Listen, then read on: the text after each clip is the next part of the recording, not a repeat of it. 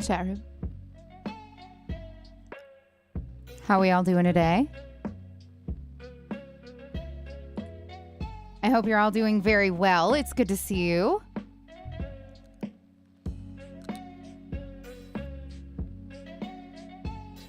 I hope you guys have been champing at the bit like I have to get back to this.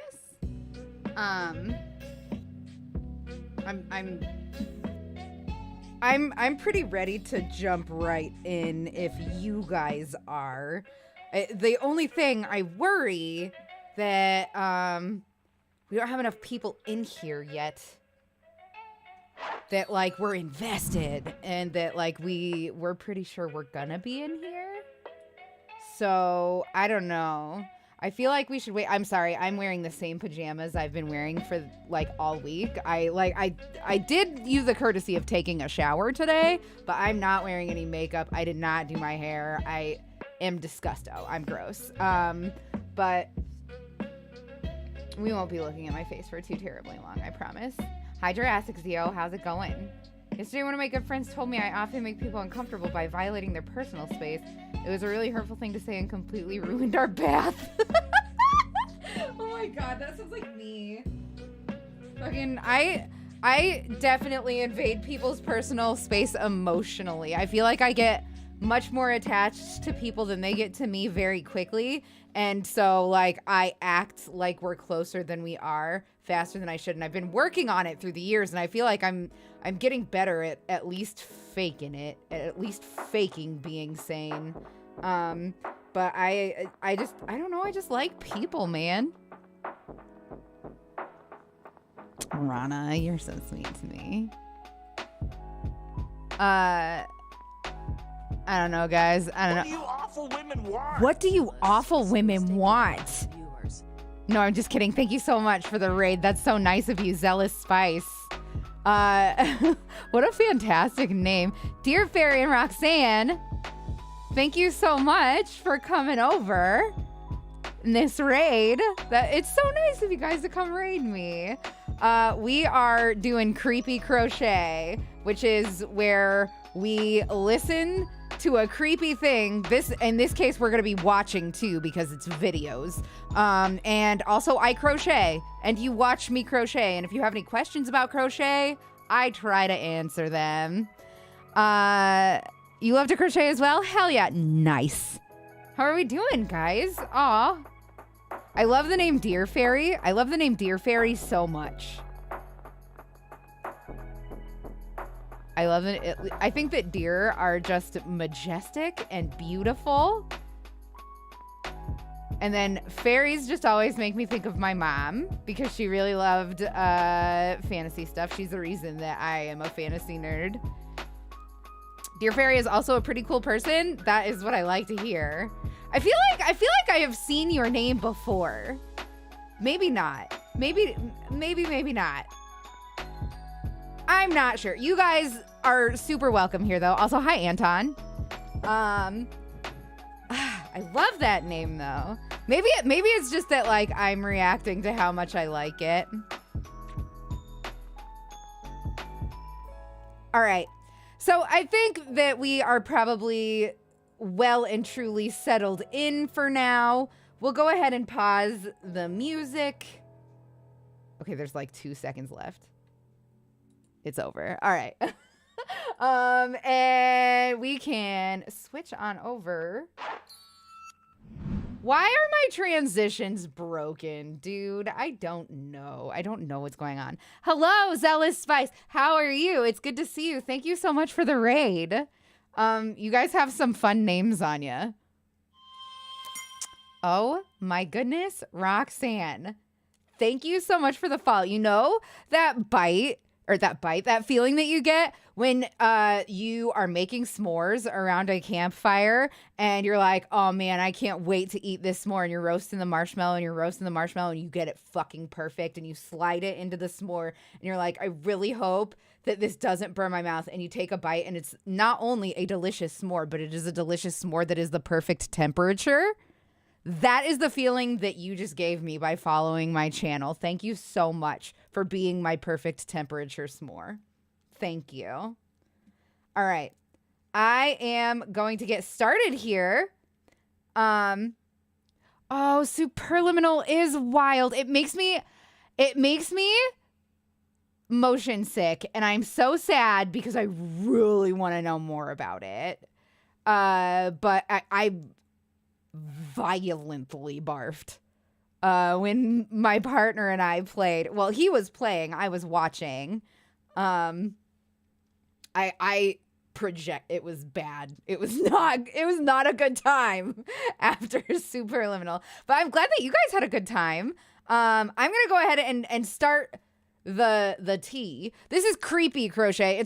We're not a drama channel. Although this is YouTube drama, the reason that this is on Creepy Crochet is because this is a stalker situation. This woman was stalking her husband's ex-girlfriend for over a decade when that ex-girlfriend only dated her husband for like 3 or 4 months. It's really sickening. And then she built up a huge following on YouTube by literally just mimicking this woman that she was stalking. And it's all very crazy. We watched the first part of it Wednesday was yesterday. Tuesday. I had to take a day off yesterday because it's been just a bad week for the world, but like specifically for my household. It's been not awesome things going on around here. I don't want to really talk about it. But that's why there was a gap day. So anyway, this is the stalker's response. This video is literally from the stalker trying to discredit the video that the stalky Emily Artful put out, levying the accusations against her. Hi, Sleep Ninja. Hi. Yeah, nice. Just in time. Yeah. Okay. Oh, Ethan. Hi, it's good to see you. I'm sorry that I didn't say hi earlier. All right, we are going to go ahead and get started. Everybody get snug. Let's fucking go. If you are seeing this video, it means one of two things has happened. Either one, my lawyers negotiated with Emily's lawyers and we reached a private settlement which resulted in some form of retraction, or two, I took Emily to court for defamation and came out the other side. This video Neither is of being those made things for are true. posterity to show I didn't do what I was accused of, and to show that what Emily has accused me and my husband of not only never happened to her, but could not have happened. This video is being made to simply defend my and my husband's name and prove we did not do the things we were accused of. I am going to go through Emily's statements point by point with evidence to show how she has lied on screen, and I'm going to leave links in the description box down below to everything I'm talking about. That way you can verify the authenticity. The only things I will not be linking will be Emily's Facebook accounts, of which there are 3, where she goes right away. I just want to say I because fucking they are all hate her seemingly voice. active. I hate her voice. 99% of the evidence shown in this video is going to be from Emily's You didn't own know the accounts, stalker made a including posts response? from her Oh, Emily Artful YouTube, here we Twitter, and go. Instagram.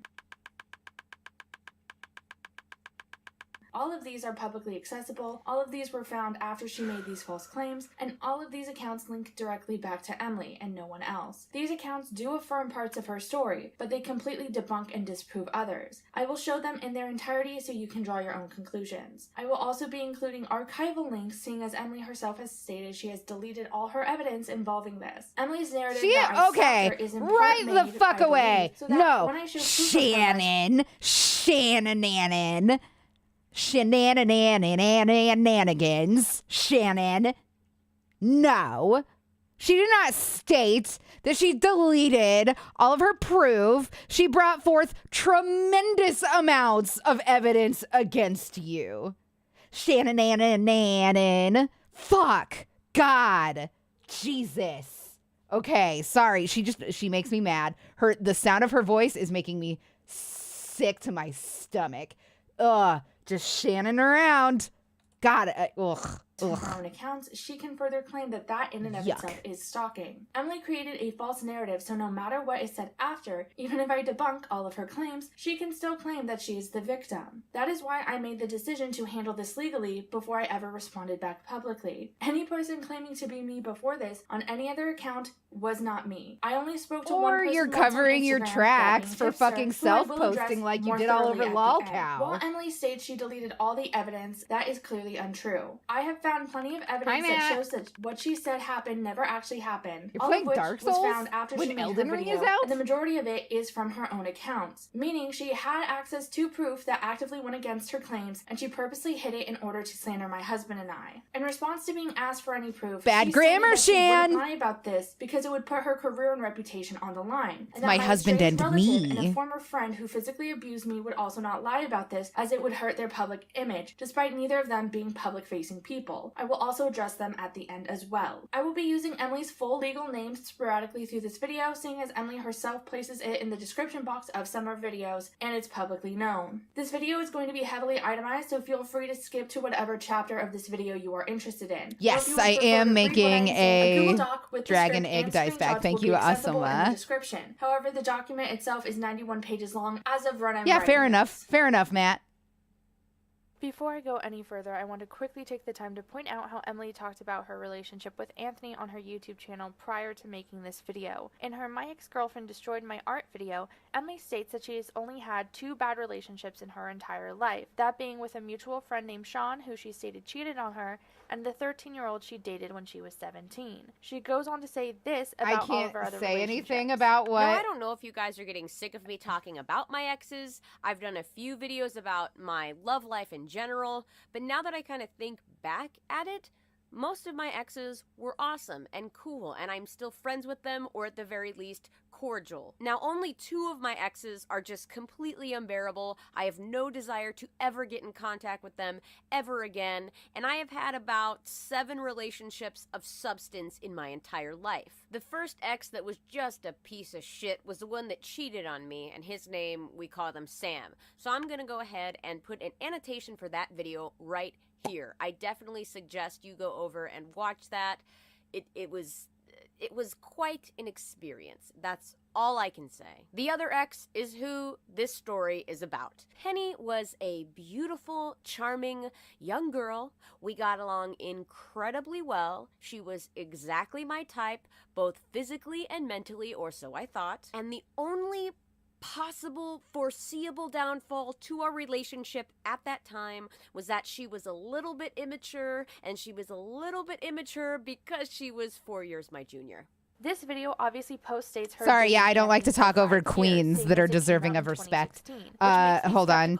I'm also going to pause it because I don't like it when disgusting lying stalkers talk over me, so one sec.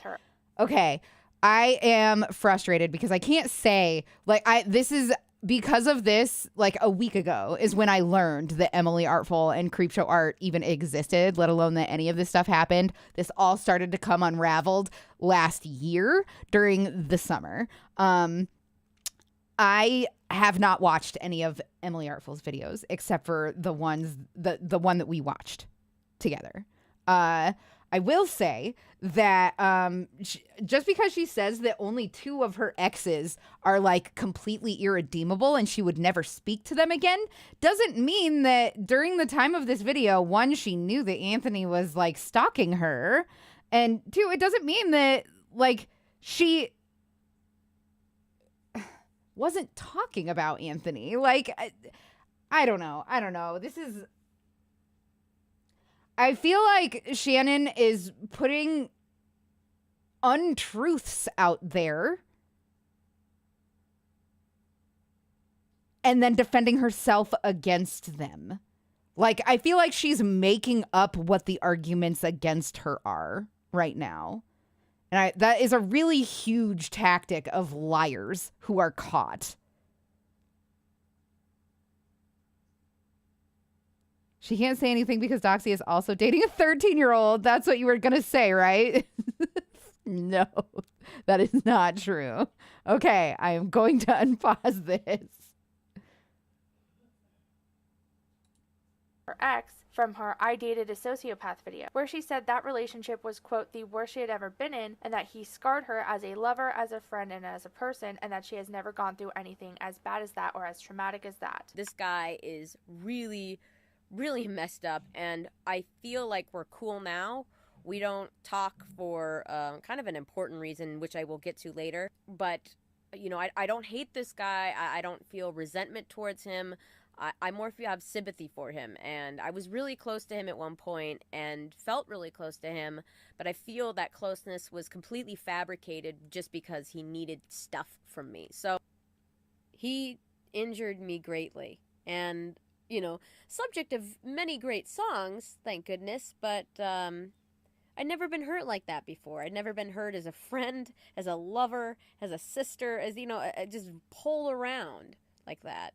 Why that was left out of the ex-girlfriend video or any of her videos, I do not know. Why Anthony was not mentioned as being a terrible relationship at that point, I do not know. Emily and Anthony dated for 3 to 4 months in 2011. You can't just do what you want Emily and was call 19, it dog Anthony scratches. was 18. Is a really, Her Twitter really from that time quotable affirms that. _ meteor showers is version babbling of that. nonsense I like that, beside Dee me Dee. at 1 in the morning. Wouldn't expect anything less. I just hope he doesn't do this at the altar. Meteor showers was the Twitter handle that Anthony was using at the time because it was a band name he went by. Here's Emily affirming that that's a prior band name on Twitter. Here's the Facebook page for Annabelle Wanted, which features her own artwork showing that she went by this name as well. For a list of aliases she has gone by, skip to part 0.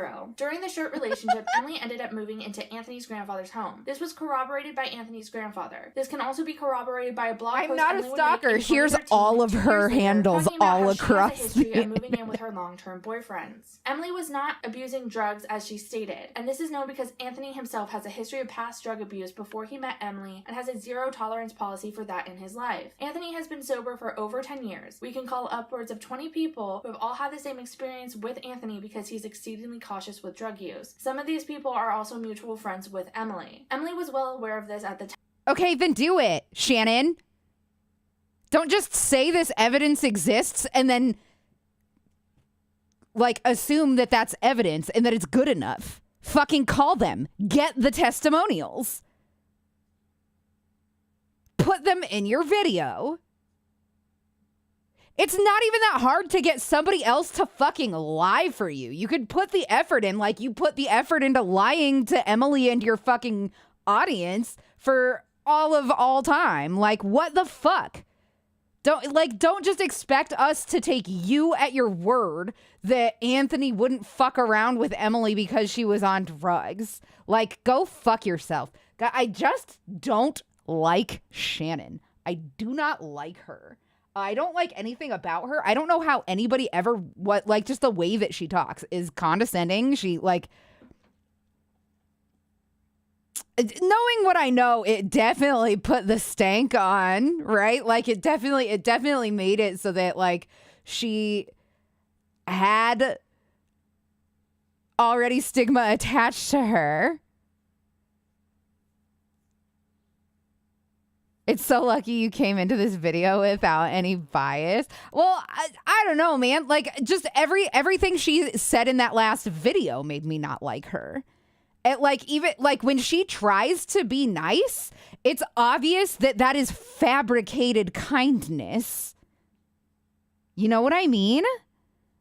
Like, I can see right fucking through her. And I know that I have all the facts now. Or I guess I don't have all the facts. We're literally still listening to the facts, but like, we're on the other end of this controversy, so I like know how it shook out. But like, you just can't bullshit a bullshitter, I guess. Like, I can smell manipulation from your fucking Instagram DMs. You know what I mean? Like, just whatever. Whatever. Let's just keep moving. I think that she is a busto, disgusto, crusto liar. I do not like her. I don't like anything about her.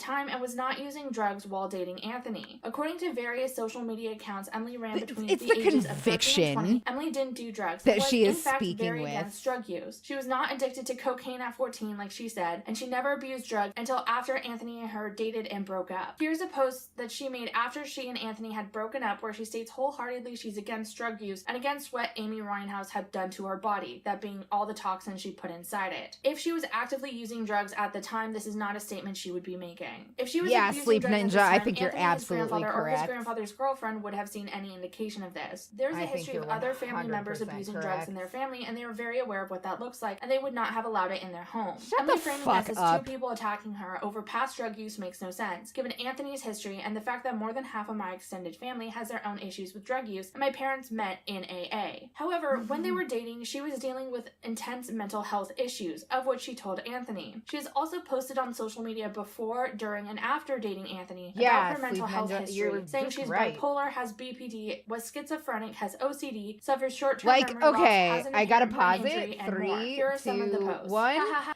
It's like she just doesn't understand not milking every fucking situation for what it's worth. Like that some people keep their hardships private. They don't run to social media to feed on the attention that negative things happening to them fucking get for them. You know what I mean? Like, wow, as a content creator with depression who posts doom and gloom a lot, this is maybe a bad look for me to say because I am very open about what happens in my life, but that doesn't mean that like if I was struggling with heroin addiction or something, that I would be on my fucking Twitter just like fucking off my ass on smack again, guys. Just wanted to let you know that like I'm on the drugs. I am bigly with drugs inside me right now. You know, like who does that? Okay. Sorry. Well, what's wrong with milking Doxy? Why you got a kink shame? Oh my. I'm not touching that. Actually, my OCD isn't as bad as the kind they flash on television. I got brain damage and you don't. Nah, shit. 5 facts about me. I have too many mental problems to even type. 3 things I want to do in the next 12 months. Hang myself at a park, carve Zach's name into my arm, make love to Zach. 50 unknown facts. I have OCD. I fear my mother singing. I'm 100% serious. 69. Forgotten someone's name? Short-term memory loss mean anything to you? She stated in her now deleted video about how she dated a sociopath that she was misdiagnosed as bipolar when she was 9. Things we said when we were 14 and on heroin. Bipolar, and I at one point was diagnosed bipolar when I was very young. That diagnosis has since proven to be very false. You would think when you diagnose a 9-year-old with bipolar disorder, you would check up on that, but that's aside the point. And on Facebook in 2009, before dating Anthony, she spoke about how she had been prescribed lithium at a certain point. Is feeling as if the general optimistic feeling of improving self has gone. Man, do I love being drugged up with 1,200 milligrams of lithium and still noticeably bipolar. Hey, I like you as is. You do seem happier and more in control compared to last year. In a post from the Awkward Years Project from 2015, she also stated that she had to take a medication since puberty, which I am unsure what that is. On Emily's high school Facebook, I also found examples of her threatening violence and talking about how she had previously been violent. Everything's in this post, perfect. She said, had her Never right mind. hook finally come in handy. Haha, bitch. A friend We're says, all the way around. what happened? That's all. Emily replies, violence and possibly a dental bill for someone who is not me. Also, LOL. However, she then posts this on December 7th, 2009. Emily has found out negative referrals in high school heavily reflect on colleges everywhere and feels foolish for not thinking of this before. So basically, I'm fucked for college right now. She follows it up with this comment, as in, put on your record and if enough accumulated to the local police files, meaning that she had assaulted enough people that it might have been put on police record. During this time when she was living with Anthony, Emily's behavior would cause Anthony and his grandfather to hide the knives so fucking in the home excited for Elden Ring later, by the way. I hope you guys will understand that as soon as Josiah is done working, I am the fuck out of here. Often, and her behavior would come across as erratic and dangerous. dangerous, not just to Anthony, but to everyone present. We have contacted multiple eyewitnesses who were more than willing to go to court with us. Emily also stated herself that she used to behave this way. Bring your witnesses, Shannon! Bring hurt them. herself and talk about hurting others. I just slammed my head on my desk until my head was throbbing and it felt like it was bleeding, and it gave my head a good rattle, so I fell asleep on the floor that night because I was too out of it to get ready for bed. We will focus more on these posts later. Emily and Anthony dated for a couple months, and during that time, Anthony ended up getting a job at the movie theater I was working at, Centerlux Plaza Theater in Campbell, California. AJ, no! I'm pausing however, really quick. Together I'm until pausing. Summer Hold of on. 2011. You know that one, the doom sound, the wah, wah, wah. Just imagine that while I go, AJ, no! I'm so sorry. That's such a bummer. Ugh, I hope that you could clear that out quick and painlessly. Her voice sounds so plastic. I just don't like her voice. I just don't like her voice. Me and thank you. It is an excellent module. It is. I played it with me and Josiah fell in love over that module, actually. Well, that's not true. We fell in love. The story of our love is interesting. But we were like not together. It's hard to explain. While we played this game, we were very flirtatious.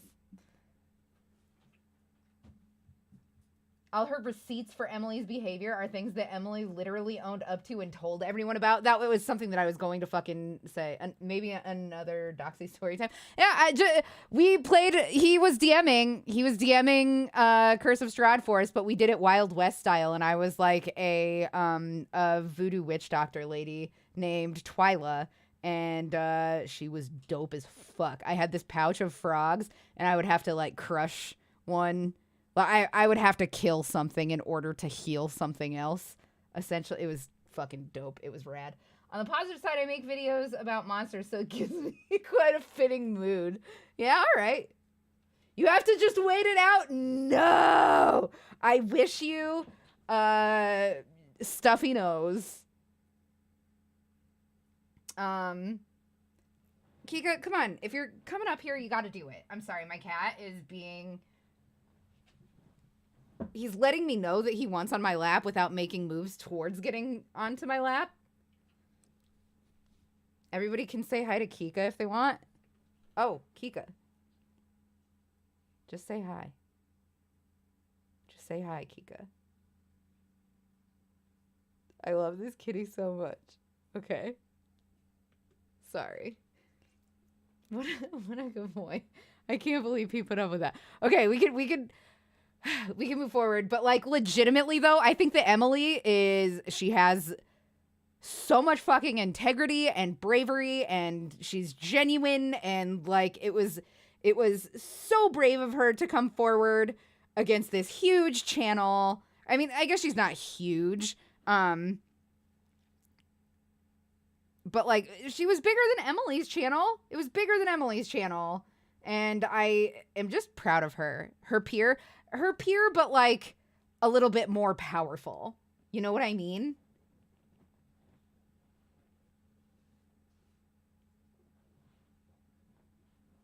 AJ is a grave cleric. So's Twyla. Okay, anyway. All right, we're gonna move forward. After Emily and Anthony had broken up, I almost spoken don't to even Emily. want to We never fucking waved back and forth at each watch other. this. She is confusing me with someone else. There was only one time when I technically saw her in person, but it was from a distance when she had passed out in the parking lot behind the movie theater after getting into an argument with Anthony. This is the incident Emily is misremembering as happening after they broke up. However, at the time they were very much together. There are multiple eyewitnesses to this occurrence. There were other moments during the relationship where Emily... Also pausing. Fuck you. Fuck you. You witnessed her pass out after she was fighting with her boyfriend and didn't go to see if he hit her? Maybe? What the fuck? Or you don't believe that she was on drugs even though she was passed out in the parking lot of a movie theater? What? God, you're an asshole. Everything about you sucks. You suck, Shannon. You suck. God, oh, I don't like her. Okay. moving.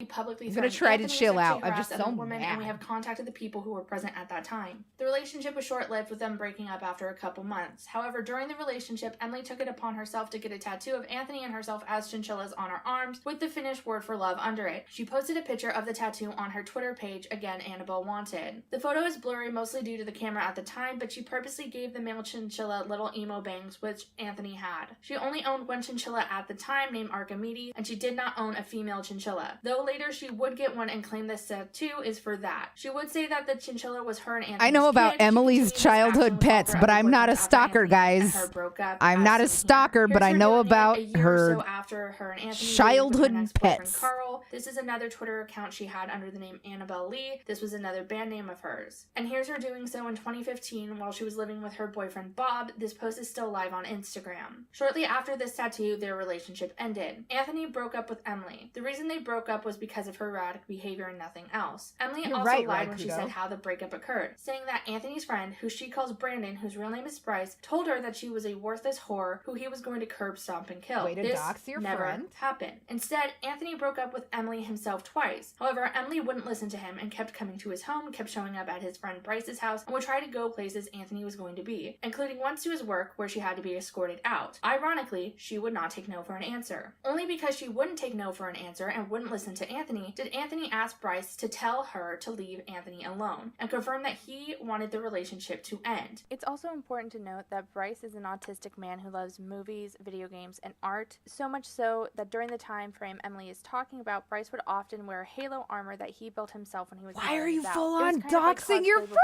cosplay was a friend? thing. She also goes in to frame his interest in the Batman movies, specifically Heath Ledger's Joker, as being a sign of his insanity, even though he's simply a film buff who loves Christopher Nolan and went to school for film. Like I had mentioned before, Andrew and his friend Brandon discussed Oh my at god. length about going into their old high school Okay, and don't shooting bring it up. receipts They like that, also you piece of completely shit, idolized Heath stalker Ledger's Joker bitch. from The Dark Fuck! Knight. Okay. They just thought he Sorry. was like the most Sorry. chaotic evil, Sorry. the most amazing, cool We're villain good? ever. Her framing him this way is incredibly inappropriate and borderline ableist. Bryce has never owned any real weapons besides prop weapons for his cosplays and for his films, and has never threatened Emily's life at any point, and he will be making his own video on the accusations Emily leveled at him. Bryce at no point threatened We're gonna her. need In to fact, find they that remained video, Facebook friends boys. during that time, even when Anthony and her were not speaking. Z-Pro Films is a brand account that was run by Bryce, which she heavily interacted with, and still follows on her currently active Facebook. The dates on these posts are important as this occurred when Emily and Anthony were not speaking. Here's Bryce tagging Emily in a post on August 2nd, 2012. Here's him tagging her in a post from June 26, 2012. Hi, And these Cody are her Bookworm. likes How are from a you? defunct Good to see you. Facebook and her currently active one where she still follows his brand account, something you would not do if you thought this man was really going to assault you. Bryce had no personal issues with her until she tried to slander him in this video. In going over Emily's statements, I found that Emily brought up on Twitter after the fact that she was, quote, close to Anthony's step-grandma and had bonded with her during the relationship. This is completely untrue, and his step-grandmother has never met Emily, seeing as his grandfather was dating another woman at the time Emily and Anthony were together. It is impossible I can't for say any anything things about that that. she I has don't said know in this dick Twitter or feed shit to have about this. happened. Anthony's step-grandmother also didn't use Facebook until very recently, seeing as she is a former sitting judge, and it would have opened her She up did to show threats that and she harassing tried to send her a communication. message, Emily though, has didn't never she? been I close feel to like any I member remember of that was Anthony's one of the family. receipts. Emily and them were not friendly, and Anthony's family did not and do not like Emily. They encouraged Anthony to break up with her, and they stand behind us 100%. Emily also stated that she sent Anthony's step-grandmother a Facebook message, allegedly saying that she believed Anthony was harassing her at one point. We reached out to confirm this, and Anthony's step-grandmother says no such message was ever received. It should also be noted that at that time, Emily was well aware that Anthony had separated from that side of the family and they were not speaking. Emily took it upon herself to send Then them what why she thought was are private, you personal able to just information of reach his out in and get order to hurt information that him. helps you? Also, she After said Emily and that Anthony the broke grandma up, never Emily saw dated a it, couple didn't other she?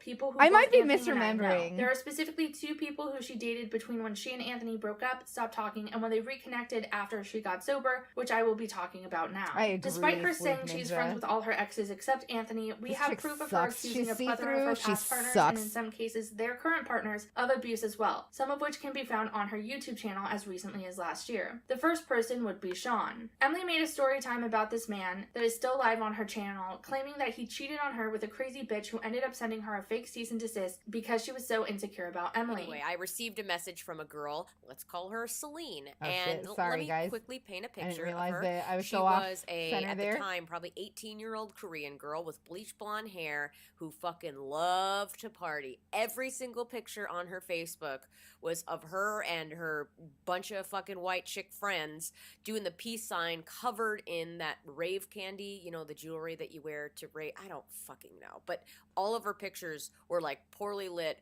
with flash, and just all of her friends like, yes, give it, yes, I just want to party. Wow. This is not where this story ends, my friends. Oh no. 2 months after we broke up and I hadn't heard anything from him, I hadn't tried to make any contact with him or any of his friends, I get a letter in the mail, and it's this shitty, like, Microsoft Word, but with like weird font typed up letter thing. It didn't look official or like it could hold up in a court of law at all. And it was basically Everyone agrees that this video doesn't do Shannon any favors. Saying like, oh, you I'm need not to leave surprised. Sam alone. It's and horseshit so if far. you do not stop trying to contact Sam.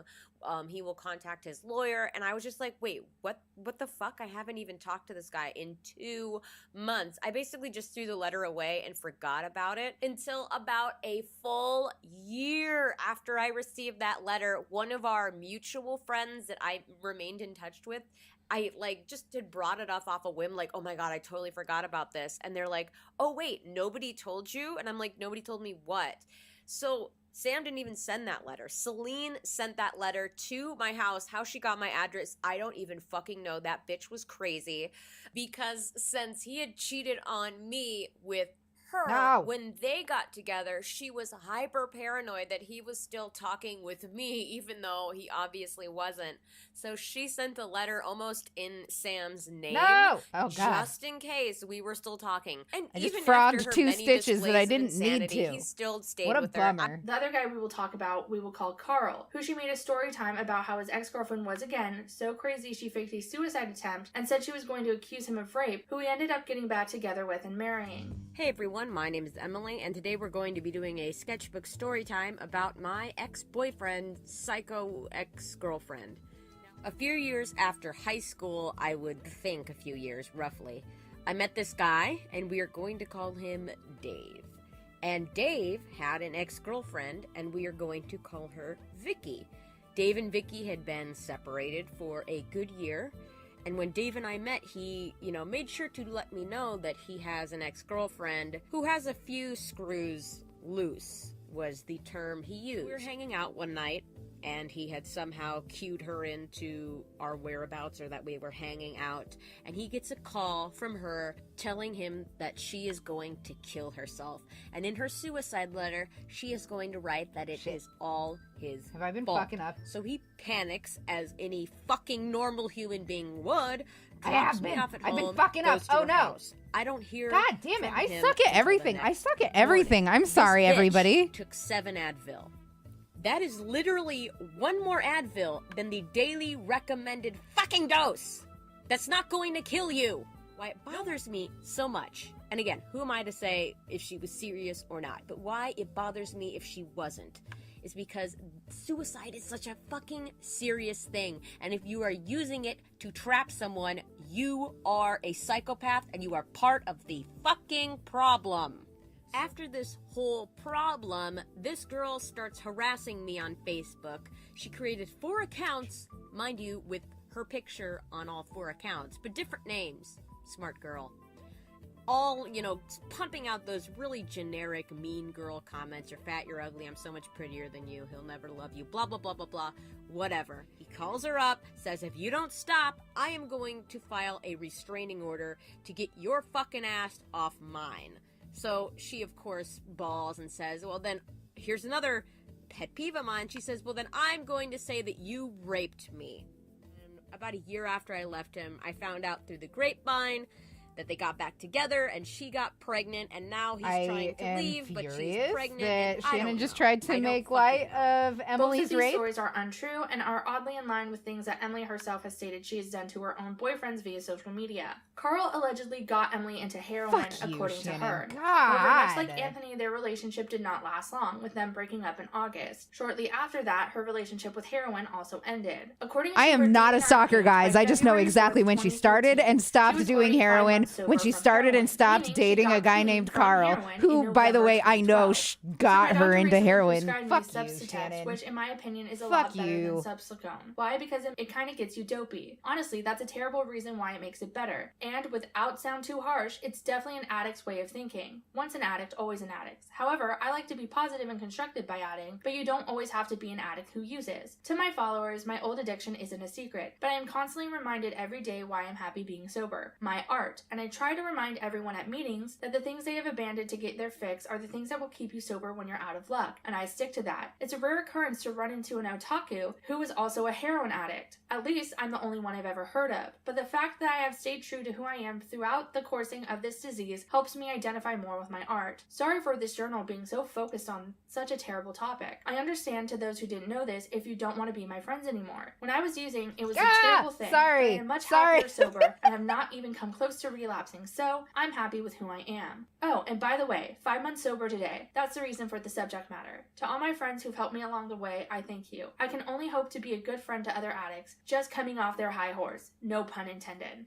Emily has confirmed that November 2012 as her sobriety date, specifically from heroin, multiple times on her YouTube channel, Instagram, Twitter, and more. All the posts I will be citing about her sobriety date being in 2012 are from after 2015, which is when she is now claiming she actually got sober from heroin, meaning she would be purposely giving a false state for no other reason. In her deleted I Dated a Sociopath video, uploaded in 2016, she describes how she dated a person with a history of past drug use who was abusive towards her, and that she was, quote, 3 years sober from heroin at that time. He confided in me and very openly and honestly told me that he had just come out of rehab and that he had suffered with drug addiction his entire life. And I think some people would say this is a red flag, but I never have and never will see it as a red flag. I guess this is a great time to be honest. I was a drug addict myself for many years, and I have been in recovery for 3 years and have been clean obviously for 3 years, and I understand the struggles that come with being a drug addict. So this is another video in which she accuses a past ex of abusing her, making this the 8th Shan? person she has accused of abuse in videos that I have cited. So in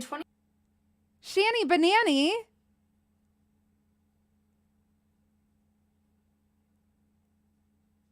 (2016 minus 3 is 2013.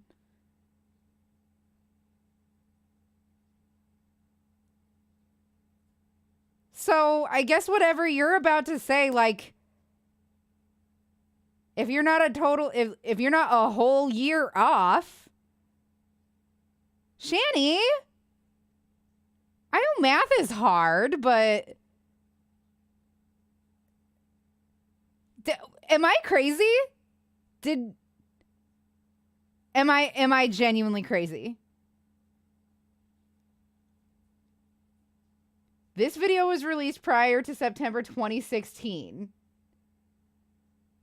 According to her Instagram, this directly lines up with the November 2012 sobriety day. Also, what a fucking nut job. Scouring her social media to find when she was on and off fucking drugs. I'm not a stalker, guys.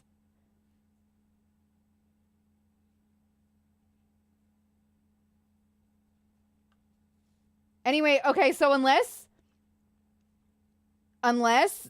she is just kind of fucked up on 2012 versus 2013, like this could have been like a typo or something. Let's just pay attention. Hi, Henry. How are you? It's good to see you. Let's just pay attention and see if maybe like just this is a mistake.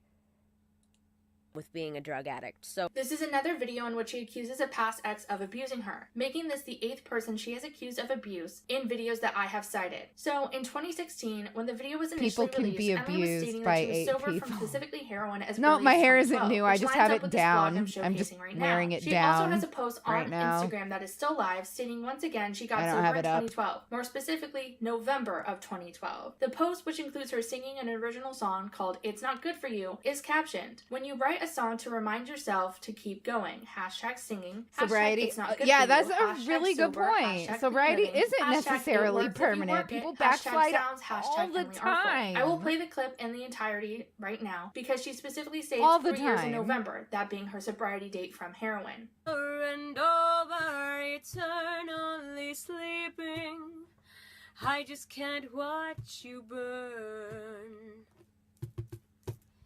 And do you remember 3 years in November? It's not good for you now, and it will never be again. I know you can feel the ache. She's a good singer.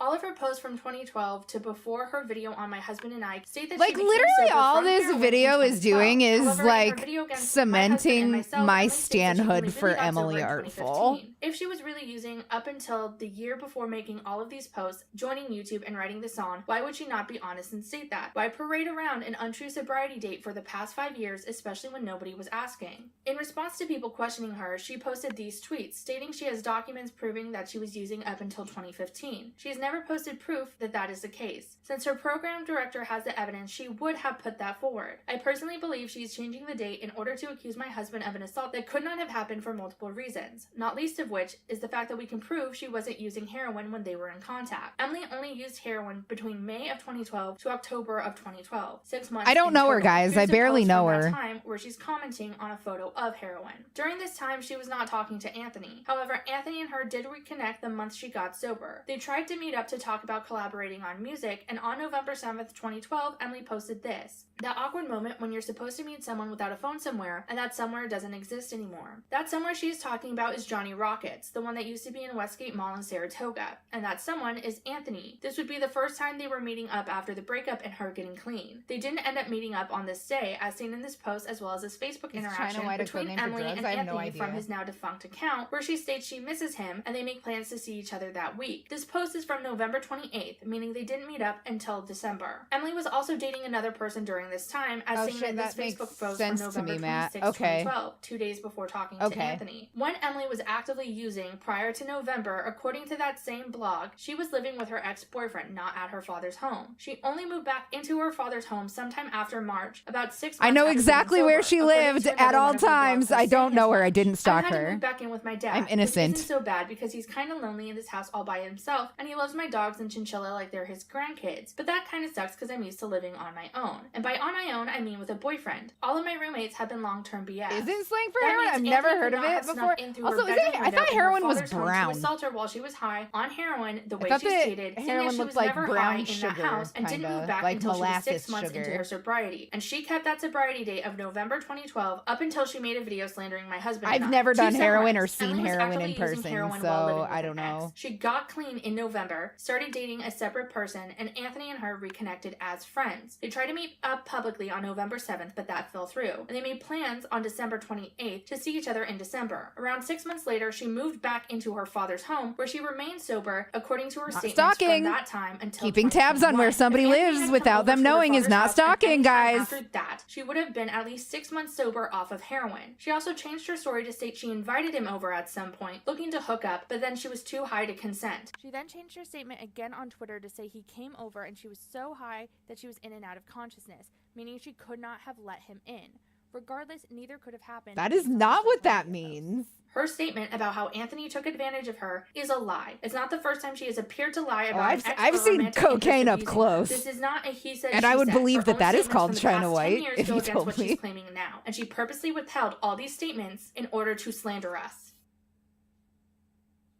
One thing that Emily states in her video is that online harassment was never leveled at her until after she started working with Anthony professionally. She doesn't directly give a date, but she does say it started when they worked on the song Stardust together, which would be in 2014, 2 years after they reconnected. She supposes this is because Anthony was going to put me on the song, and she told him I was a bad singer and he took me out to put her in my place. This is categorically false in every way. Emily worked on multiple songs with Anthony and they worked together from 2013 to 2014. The song she is referencing didn't come out until 2014 and it was the last song they worked together. They had worked on another song, Autumn's Moment, in 2013. She was not in the music video for Autumn's Moment because of the online harassment she was already receiving for posting content under the name Emily Sugarfruit, harassment that Anthony actively defended her against. We will come back around to this in a moment. When Stardust came out, I was not in contact with Anthony because I was actively dating another person. I have also never been asked to sing on any of his music because I do not sing. The person who was on the original version of Stardust that she heard was not me. It was a person named Lanaya. Anthony had taken music courses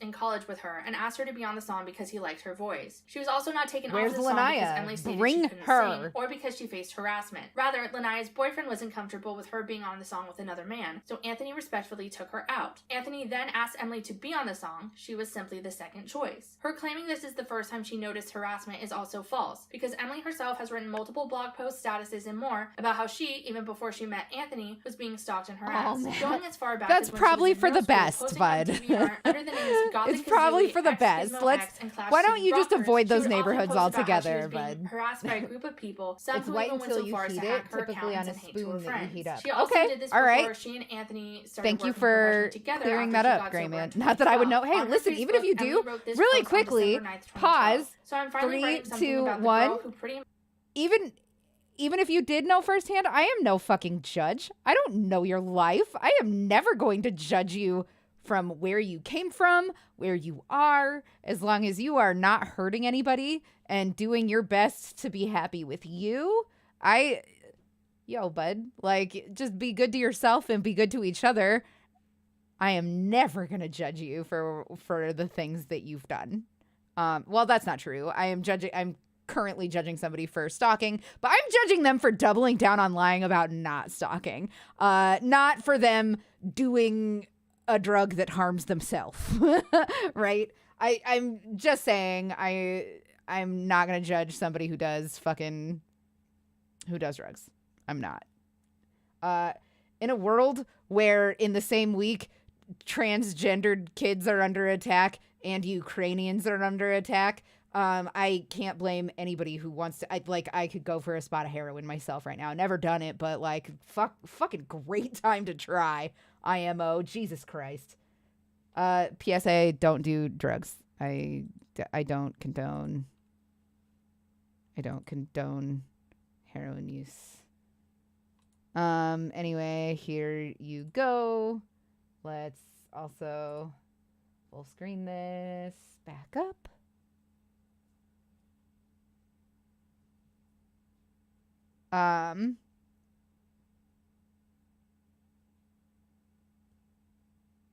I can't believe she keeps showing his face. Why is she doing this to him? Oh my God.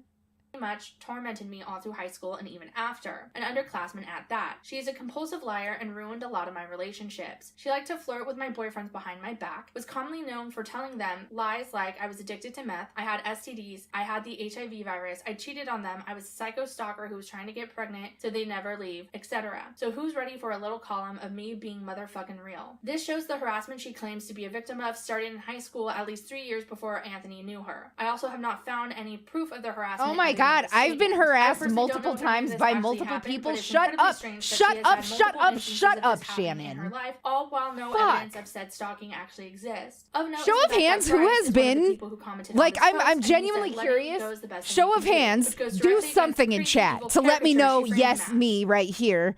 Do your favorite emote, whatever Emily you did start want. to receive actual harassment If you in have been 2013 when she harassed was by 21. more than one However, this is person in because your of her time life, in the YouTube anime community show as just Emily let me Sugarfruit. For know some reason, she if confused that her posting on this applies channel as to her you. doing cam work, even though those are two separate things she did at completely different times, almost a year apart. She absolutely did do cam work a year after she quit YouTube, between June 2014 and July 2014, according to her camming Twitter account. She didn't do it because she was forced into it by I'm another sorry, abusive ex, like- though, as she states.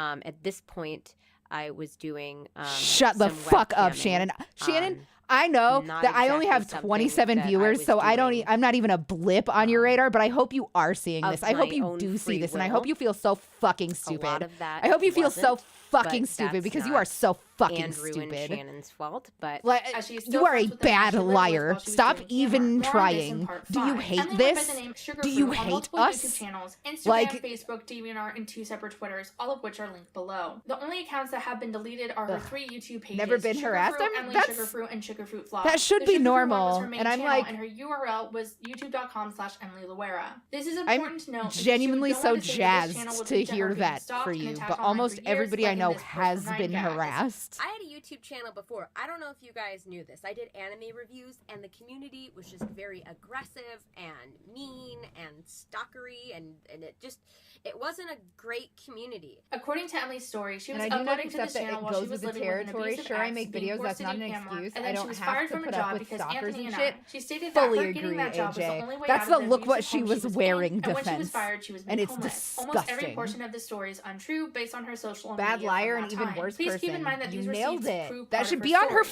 fucking she was business fired. card. However, Emily opted not to show the receipts because all of them go against Anthony and I being a part of this in any capacity and would lead people to finding proof that we could not have done this, which is why she purposely withheld this. According to her Instagram, as well as the previously mentioned DeviantArt journal, 6 months after getting sober, she was living with her dad in a very lovely home, where he would buy her art supplies, let her do what she wanted. Knows everywhere stated she was herself he would active, let her even stay there as deleted long as she pages. needed Yeah, to, but not a rent-free. stalker. Before She's now, not I a live with my stalker. dad, and he's really chill She with barely letting me knows stay here as long as I Emily. need to, which is awesome. She Not to ba- mention he likes she One Piece barely and loves reading knows comics and stuff, so Emily he's a big help Heather with the Nanette progress of the manga so far. LaGuerta And not to mention, he supplied me with food, and just the of, other day, he brought me a few Prismacolor San markers Francisco, that he knew I needed. California, Bright colors born and everything, no repeats, and I nearly died. It was so 11:34 nice. a.m.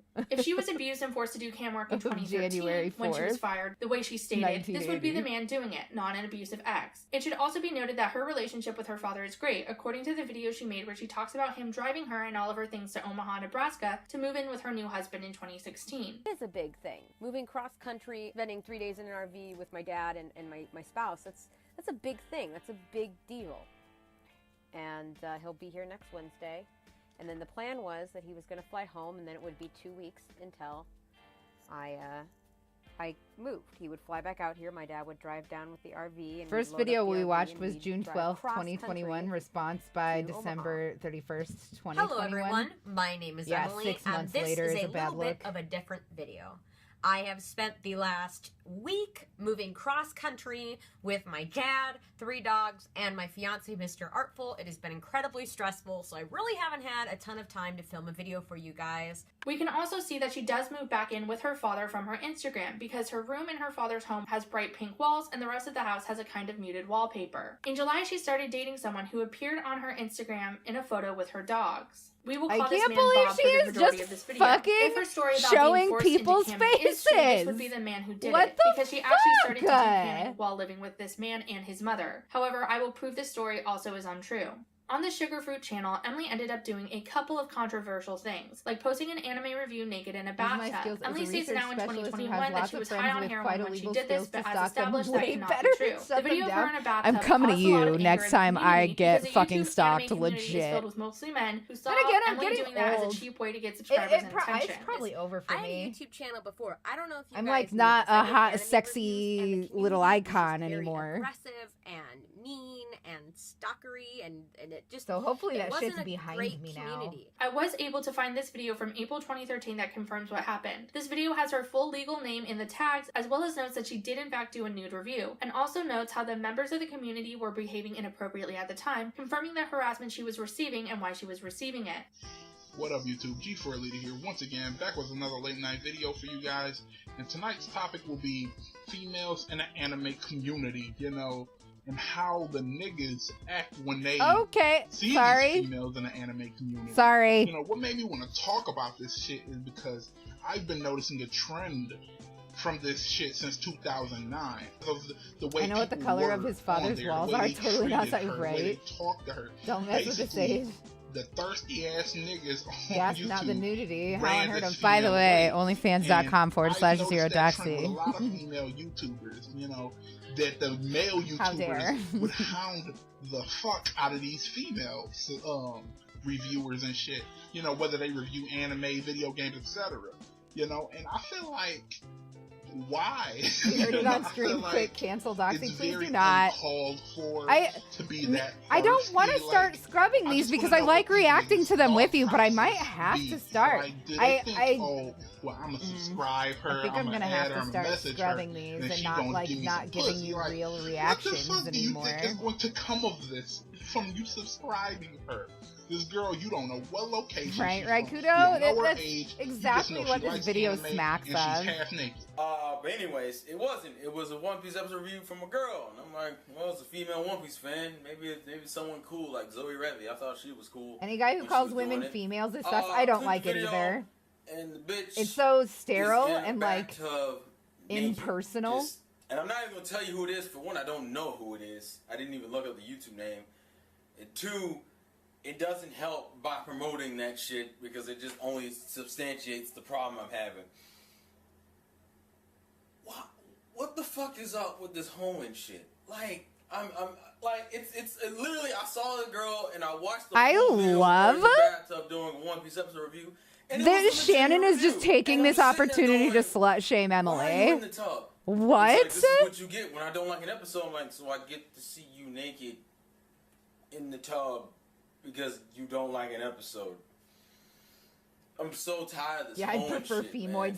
Stop it. That's the one thing I can't fucking stand. Just this hoeing shit. See, there's different types of hoeing. We will put soap in your fucking mouth. Okay. Different levels, but this shit, just like when the bitch is in a tub naked, reviewing an episode of One Piece for the sake of views. At that point, you are a whore. Hoeing, yeah. As much as people like to talk about like, why be mad at an attractive lady showing her body? I'd gladly watch.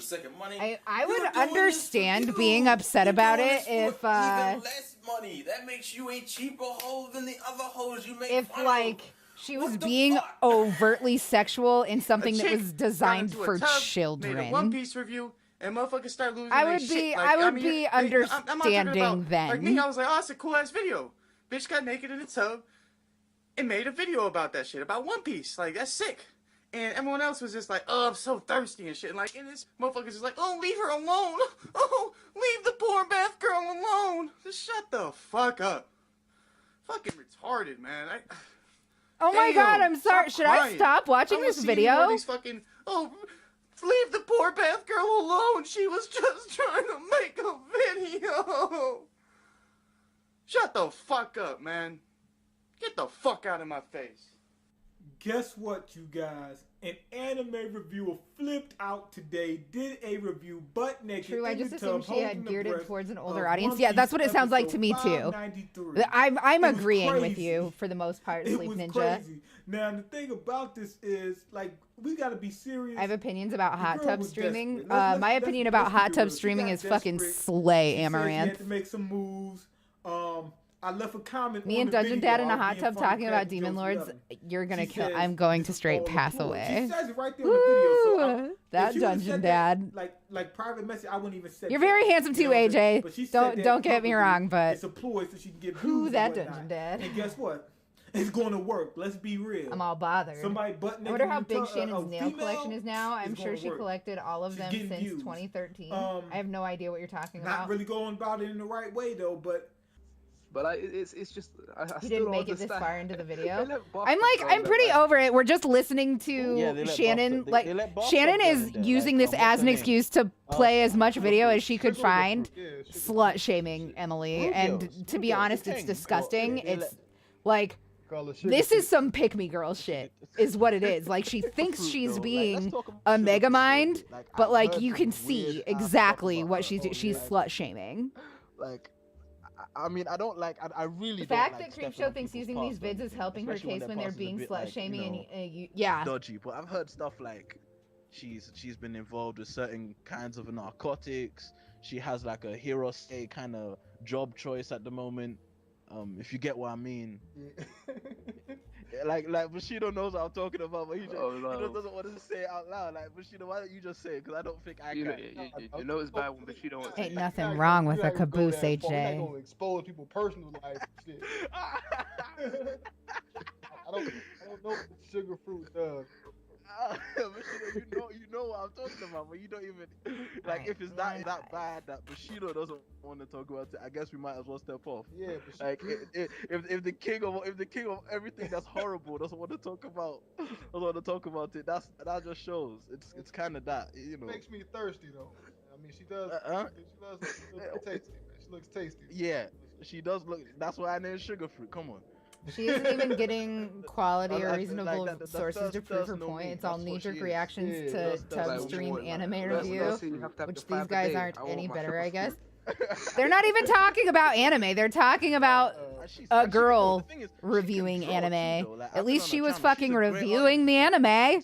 She can sing. I guess I haven't seen it. She's an all-around gem. That's the thing. So yeah. Well, basically, people who don't know this, and I'm going to talk about this first, and I'll bring in. This is just a hit piece, really. Doesn't prove Shannon innocent of stalking. Yeah, if anything, it proves her guilty of stalking, and she's just saying that. All right, if I'm going down, I'm putting forth all the dirt that I have on Emily, and hopefully bringing her down with me. This video feels more like an admission, and she's just like, okay, yeah, I'm a stalker, but Emily's a bad person. And Emily's not a bad person. See, the views are just Emily brought up cracking up all of this stuff. She was in the bathtub and she was doing. I find anime formulaic and mostly boring. AJ, I'm kind of with you. The anime that I like a lot. There's just so much of it, right? That some of it is bound to be masterful, amazing stories and art, and a whole lot of it is bound to be fucking terrible, right?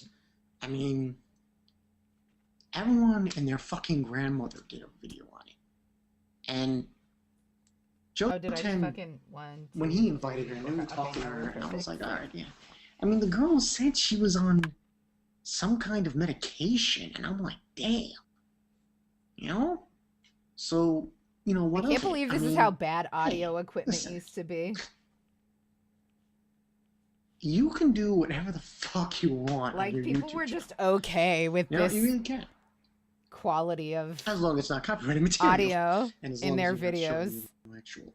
Wait, I'm sorry. Who the hell are these dudes? These are OG anime YouTubers, like anime reviewers. It's stupid to complain about this. It's done. People like care about these guys' opinions. About this opinions. situation was Joe 10's stream.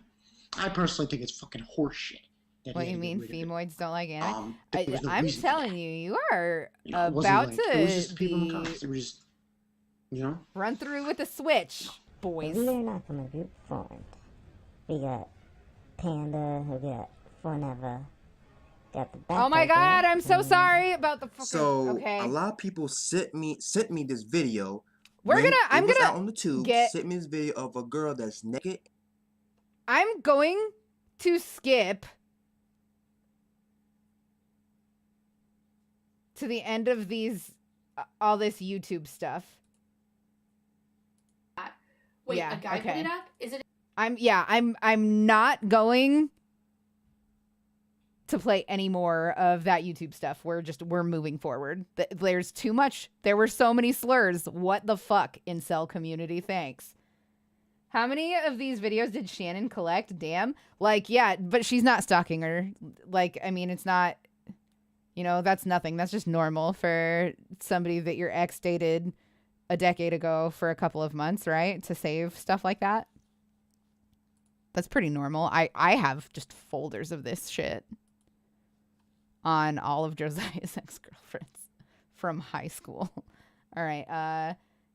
Nothing wrong with incel. I just don't have the label for what this kind of people she dug up under a rock. I agree that there's nothing wrong with incel. I think that there's everything wrong with the incel community.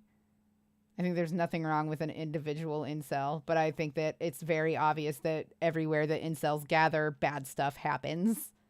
And I'm not even remotely sorry or ashamed to say that. Like, I'm open to seeing evidence of the contrary.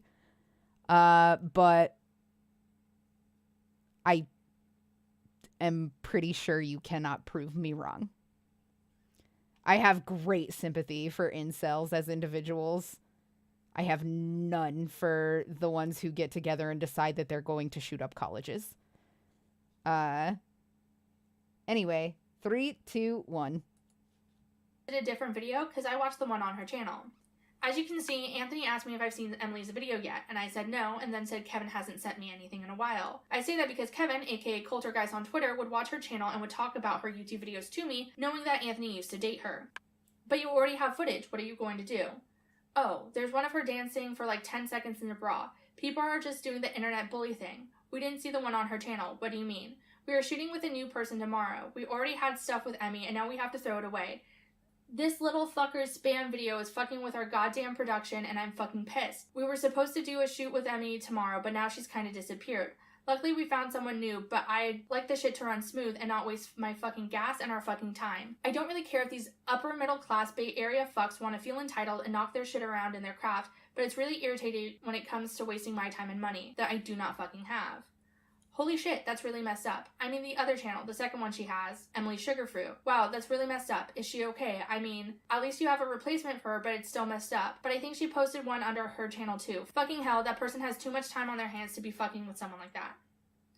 Because of the harassment, Anthony and Bryce had to completely scrap a day's worth of filming and had to find another person to fill in the role. The person that Anthony replaced Emily with is another frequent collaborator and someone who has had a close relationship with Anthony. This person never received any harassment and they will attest and confirm that, which would not be the case if the harassment came from me and was out of romantic jealousy. Here's oh my Emily god, was in stop! Anthony was not pissed oh with my Emily god, and was more pissed that someone did this to her and in essence to him. In response, I almost immediately ask if she's okay and talk about how I'm not whoever's even doing this is dignifying fucked up. that, Emily herself Shannon. acknowledged this harassment taking place during this time on her dedicated Sugarfruit fan page. She Try wrote this. fucking "We just gonna harder. hate, right, guys? Thank you for being there for me. It means so much. Y'all have no idea." Side note, I have also Gross. found evidence of Emily on her private Facebook account interacting on public pages with other people in the anime community. That's important to note because I previously thought that the person who had hacked her would have had to jump through some sort of hoop or like really looked very hard to find her information and to find her Facebook account, but if they were also active in this community, they would have seen comments like this on the public pages of other content creators. This is also probably why Emily stated she got so many friend requests at the time, because if people were seeing this, they would be like, oh, this is her, I will add her on Facebook. After this, on August 27th, 2013, she was going in for a job interview. She posted these two photos stating as much. 3 days after the interview, her Facebook got hacked. She promptly made a new one, which is still active, and said this: "Everyone, some horrible stalker hacked onto my old Facebook and is sending me threatening messages. This is why I got a new Facebook. Please don't believe anything this person says to you." Sometime between the interview and September 16th, she got the job. However, on September 16th, 2013, Emily posted this photo on Instagram with the caption: "That's not a blemish on my Cupid's bow, it's a blot of lipstick. My cyberbully cost me my job, so now what do? I put on my lipstick and take pictures between massive stomach aches and tears. Hashtag lip, hashtag NYX. While she makes no mention as to what happened, we can assume that her job found out about YouTube and let her go. Emily stated in her video Oh my against me fucking that someone God. posed as a client and sent an inappropriate video of her camming to her boss. But because she didn't start camming until 2014, a year after, we know that can't be true. With this coming so close I after know her when Facebook she was an hacked, it's active very cam possible girl, that but someone who I disliked her am YouTube channel just that was publicly disinterested harassing in her her was as a behind this. person. Emily also stated Not a that when she stalker, was that's hacked on for sure. Facebook, the person took photos of her from when she was a minor and put them on a photo bucket along with photos of her from when she was camming. This cannot be possible because she was hacked and fired in 2013 as shown in these screenshots and didn't start camming until a full year later. This is why I believe she didn't show any of the evidence that she has, because the timeline of her story doesn't make sense and negates our involvement. Emily said in her slanderous video that this firing led to her being homeless okay. after leaving her abusive boyfriend who was forcing her to do cam work, which again could not have happened. They got me fired from my fucking job, and I actually ended up homeless for a period of time. So anytime Shannon talks about being homeless and having to live in her The end car, of the row keeps being she a did total that to me. surprise. Meaning she was never actually homeless. We can further prove she wasn't homeless based on Emily's own Instagram and the progression Oh my of photos God, she placed on them. She was fired on September 16th, stop. 2013, according to our Instagram. Then, 9 days later, on September 25th, 2013, she posted Guys, her last we need photo to at take her a break. father's I home. You have can tell to that cool because of the off. pink wall in I'm the not background. even The photo kidding. was captioned, "Love the way Fuck the this set-" asshole. Fuck her so much. She deserves to have been canceled. This is making me so upset. We will be right back. Do not go anywhere. Jeez Louise.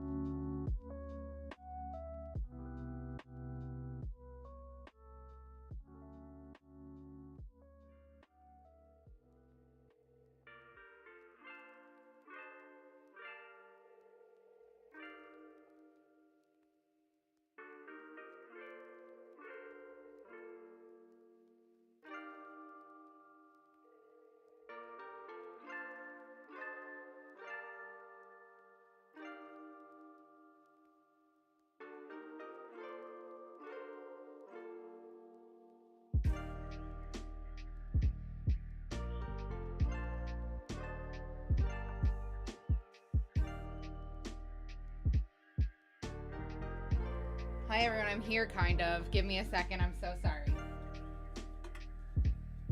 I'm being a big fucking fucker.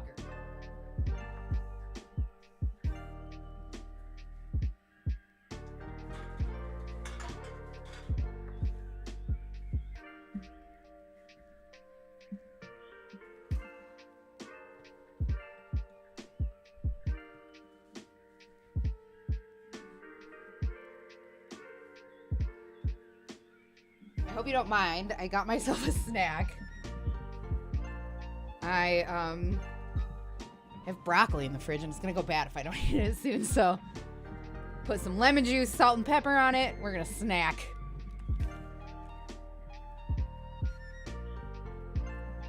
All right.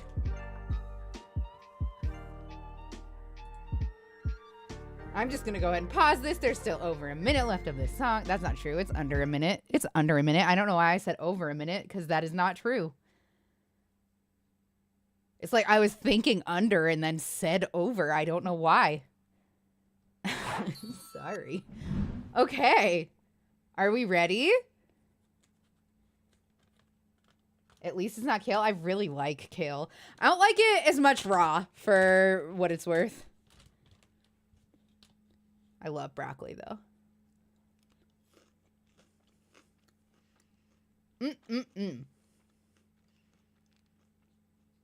Also, y'all have some very creative ideas about opening bars. I think that you and Josiah should do this.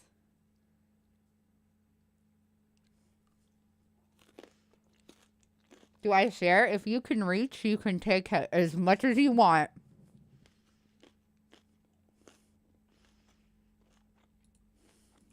Stylistic styled my hair. It stayed this way even when I got home, so losing her job didn't impact her home life at all. The next picture she posts is this one on October 4th of some pillows on a bed with a white wall in the background. #pillows. It's funny how the littlest things he does for me makes my life even more amazing. Finally got a pillow for my side of the bed. This shows that she moved from her father's home into her boyfriend Bob's home. At no point was she sleeping on the street, and at no point was shows she that she got a pillow. This is also the residence she stayed in with said boyfriend and his mother before she was able to move in with her now husband. This YouTube channel also meant that I wanted to turn over a new leaf. I don't know if you guys knew this, but for the longest time, I was kind of stuck in California. I didn't have any family out there. I was just living with my ex-boyfriend, who I ended up, babe. you know, I'm close down. with. He's my friend and very amicable, so that's why I was allowed to stay AJ there. will marry But I you, was and we're gonna ready have to find try somebody for and me. branch out. Over here, the place that I used to live in was kind of a mess, so I was trying to get them to help me clean their kitchen and rearrange stuff, and this is how I wanted it to look. And I remember one time he was like, I want to come over, and I want you to, you know, suck my dick. And I I'm have just an like, idea. It's 11:30 at night. You know, I'm still live with my ex-boyfriend, who I'm still very close to, and we're friends. But I couldn't, in my right mind, just have this stranger come over and me suck his dick. That's not how it works. Yeah, so I'm moving right now. In the process of moving, a lot of stuff has changed because I'm not Is happy this where I am better? right now. Do we like I don't really this wanna go better? into too much detail about my living situation right now, just because it's, you know, it's private. It's I something got that broccoli, I even Azuma. if I could explain it, that would make much sense. But the point is, I'm Bigger in a place right now crochet. where I am very unhappy. A lot of the environment is very out of my control, and that's Hell yeah, very hard AJ. for me, especially when the environment is incredibly messy. The people here are very kind and great, and I, you know, very much appreciate them and their, you know, everything they've done for me. Okay, But it's sick. just- I'll get back very to crochet overwhelming to after be this here, one broccoli. and I really would rather just be in Omaha. I definitely have been feeling trapped a little bit while living here. Emily lied about being homeless and went further to say that Anthony and I weren't really homeless because we didn't live on the streets and have to, quote, rummage through the dumpsters the way she did. They got me fired from my fucking Broccoli job. is a snack. Interesting. I and fucking love I broccoli, actually dude. ended up homeless for a period of time. Hydrate. So I love- anytime Shannon talks about being homeless and having to live in her It's car, gonna have to be fun she water did though, that because I to me. forgot my water. Allegedly. Hi, future Emily here. So Shannon was never technically quote unquote homeless. I mean, she was without a home, but in the traditional sense, her and Anthony were homeless by choice. To be fair, I don't know if Shannon has ever clarified that they were homeless by choice. All right, so if you would just like to go over an overview of how you became homeless, just for people who may not know your story.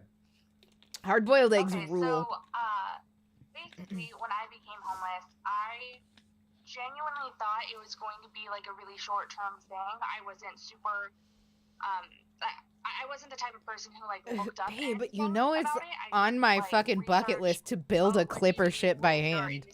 Actually, really just a sloop would do it. This was going to be my life for a couple months with my husband and his friend, and it was just going to be as long as it's ocean safe. And then it'd be over. But basically what happened is I had been living at home with my parents, and I had been working at a storage facility. Look, she wasn't homeless. Don't feel bad for her. Job is fucking dangerous. I don't know. You're not wrong, Matt. Jesus. Well, I do know why it's so I didn't even consider that. Also, I lied and took another broccoli like a big fat lion asshole. I'm so sorry. And due to that, and the fact that my boss genuinely cared more about like, well, I know that man assaulted you, but he pays a lot of money to rent here, so we're just not going to evict him. Due to my boss saying that, I quit. And after I quit, my parents kind of looked at me and they said, you don't have a job, you're not going to school, you need to figure your life out. So they basically pushed me. Give me one more small one. And they just told me I needed to move out. And at that point, my boyfriend and I had been talking already about leaving San Jose because it was pretty much unlivable to anyone who doesn't earn like $5K a month. And so we decided that we were going to leave that situation because he was also in a bad situation where he was living. And we just made the decision without researching anything. We're just going to drive until we hit a place that we like.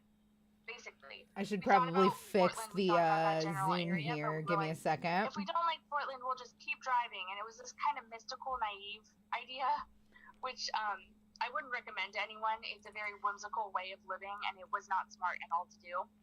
So we drove to Portland, and we ended up setting up camp there. We had a car. We had two cars, actually. His Ford Escape and my 2003 Honda Accord. And that's pretty much where... Or not the Zoom, the focus. Everything. So I slept there. I slept in front of a Walmart and a Winco, which were right across the street from each other. We just kind of stayed there. Yeah, you can see a cat hair stuck to it. That's definitely good. Like, get our heads on straight and figure out what we were doing and make our way out Speaking of it. of cat hair. I think I at one point was working Monstro's here, everybody. Still couldn't afford to live anywhere, and it was a lot.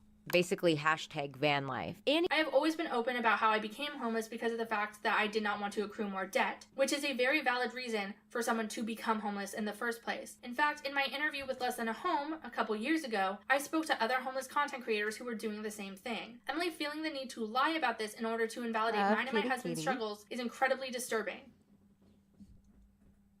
At this point, I was doing some webcamming. Not exactly something that I was doing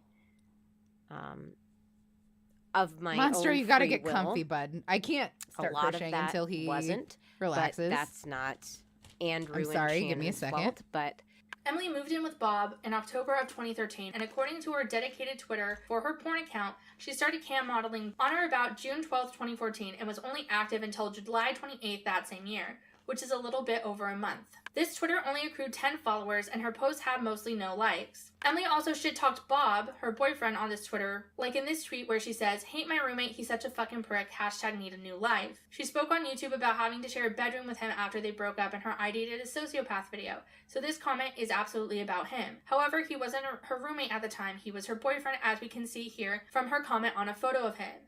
So sexy. Thank you for picking me to model for the other ones. Love you. According to herself, she was still living with this person when she started her YouTube channel, something she references in her early videos incredibly favorably. I don't trust Shannon's timeline because I already know that some of it is based on information that she just fabricated, and some of it is based on social media, but like just not reliable stuff. So very I don't know, amicable, man. so that's why I was allowed to stay there. But I was ready to try and I don't think that branch out. Shannon Over can here, tell us the place that I used to live in what was boyfriend she's mess, talking about so when, I was trying to especially get if them she's to help me supposedly clean their kitchen and not a rearrange fucking stuff, stalker. and this is how I wanted it to look. Also, And I yeah, remember she one can't time he was count. like, I want to come over, and I want you to, you know, suck my dick. And I'm just like, it's 11:30 at night. You know, I'm still live with my ex-boyfriend, who I'm still very close to, and we're friends. But I couldn't, in my right mind, just have this stranger come over and me suck his dick. That's not how it works. She also has Instagram posts and a DeviantArt account from 2015, years later, talking about him being her beloved and referencing him in a romantic way. Emily only did cam work once in her life during this very short time frame, meaning the only ex-boyfriend who could have forced her into it is Bob,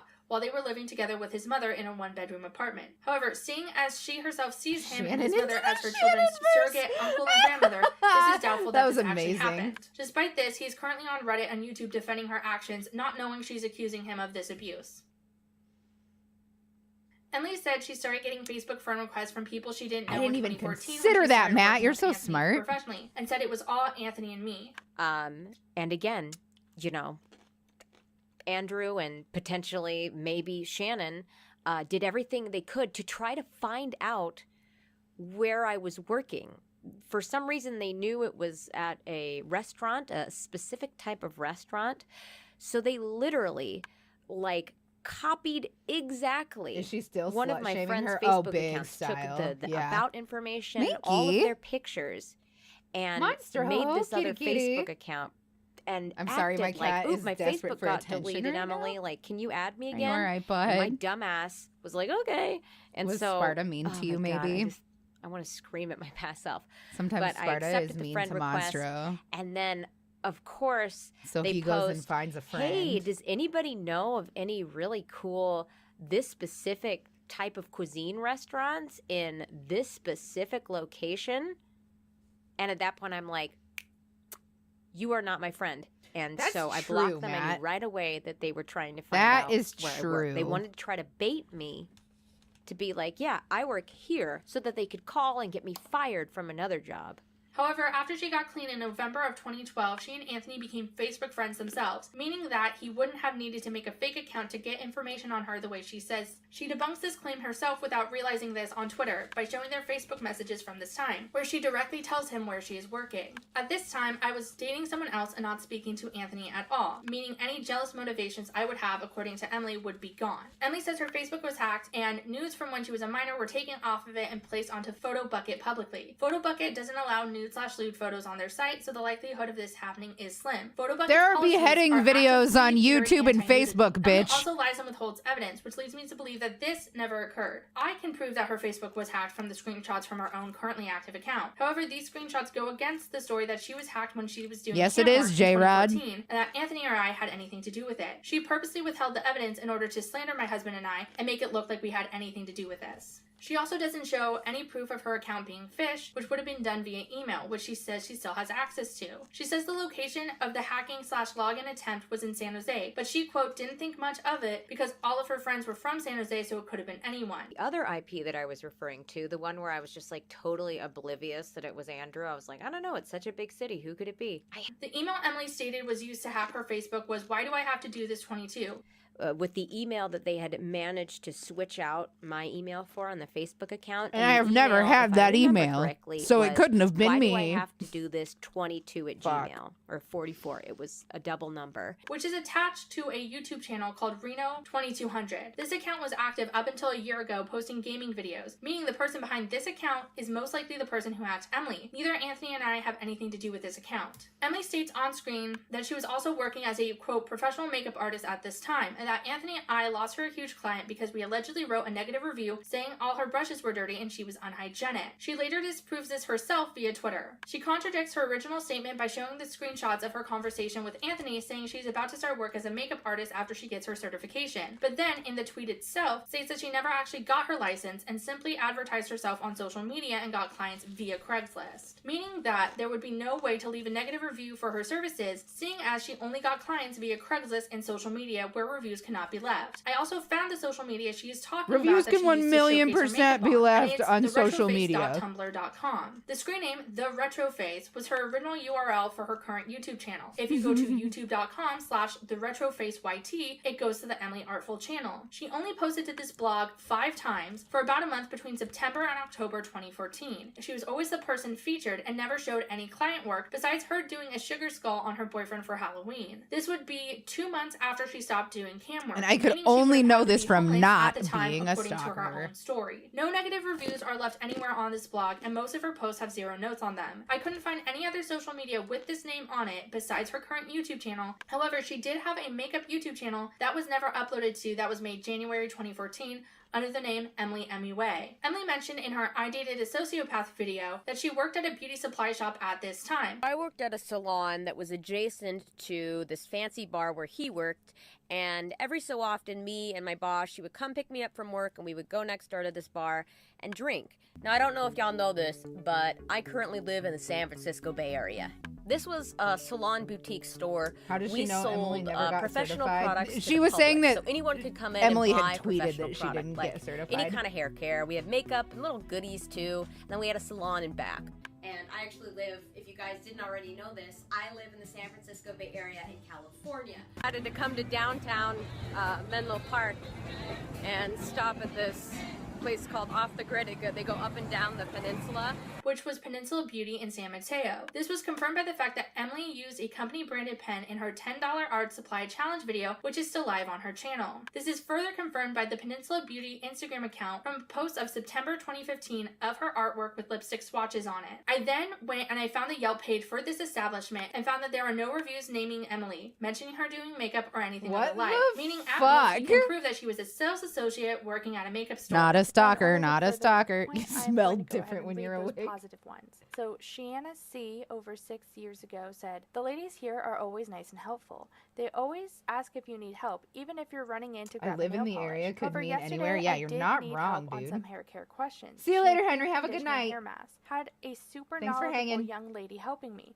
Her name was Emily. I Look told at her this my pen. You situation. see quick After in the this ombre video bleach has the fad, brand my of the long job brunette she locks had. were Yeah, we don't totally even know if fried, and I that's the needed my same hair to get back to life place. for a wedding coming up in August. She recommended We a only few have products Shannon's that word she to go uses, on that, since and she how had would her Shannon hair know bleached that too. One of the products was a macadamia professional moisture mask. I decided to give it a try last night, and oh my god, I swear I woke up with new hair. It's amazing. I only bought the travel pack because of course I was skeptical, Def making a trip back a full-size jar. Excited to keep using this mask in hopes I have some bomb.com hair by August 1st, lol. Side note, no more bleach for me, blah. Thank you, Emily, and thanks to the store manager Sandra for honoring my exchange even for a few days after the 30-day return policy. So happy. Nellie O. This was my first time at Peninsula Beauty and received really great service from the staff here. Bro, I was this girl would be immediately great greeted at upon entering ARGs. by Emily, who proceeded to help me with a color match for the Jane Iredale might Pure be. Bless Pure She Press might be. I Mineral feel like she's Foundation too and the full stupid. covered glow BB cream. I feel like Upon she triple only checking my like work, I knows found that there about is, like in I don't fact, think one that she negative went review searching about for the Emily, stuff, although Matt. the I think person that she doesn't is so name her. obsessed This with review is not Emily. about her She poor knew makeup all this work stuff or and her had to being find ways unhygienic like she states, to and the link her viewer to has stuff left that more she than knew one from review having on their stalked account, her leading me for to 10 believe years. that this is a You real know what I review and mean? not just a troll. Here's the review in question. I am not a regular customer at this store, so I am not sure Wait, what did you kind see of that girls they are pixel? supposed to be hiring here. Within the store, the customer service was great. I came in on Friday and was helped by all 3 girls, and each one was more knowledgeable than the next. Super friendly, great selection, and each lady knew what she was talking about. I had continued to walk around downtown San Mateo after shopping there. When I came back around near the Peninsula I Beauty really to do get my hate car, Shannon's voice. I ran I into one hate of the her girls voice. that helped me. I could only assume she was on her lunch because she didn't have their little uniform on, and she was drawing in a book with her headphones on. I had noticed immediately she drew something inappropriate in her book. When I confronted her and told her that that image wasn't appropriate for a young lady to be drawing, she looked back up at me and in a very snotty voice said, "I think it's completely appropriate. I just think America is overly sensitive." She was not only insulting me, but our nation as a whole.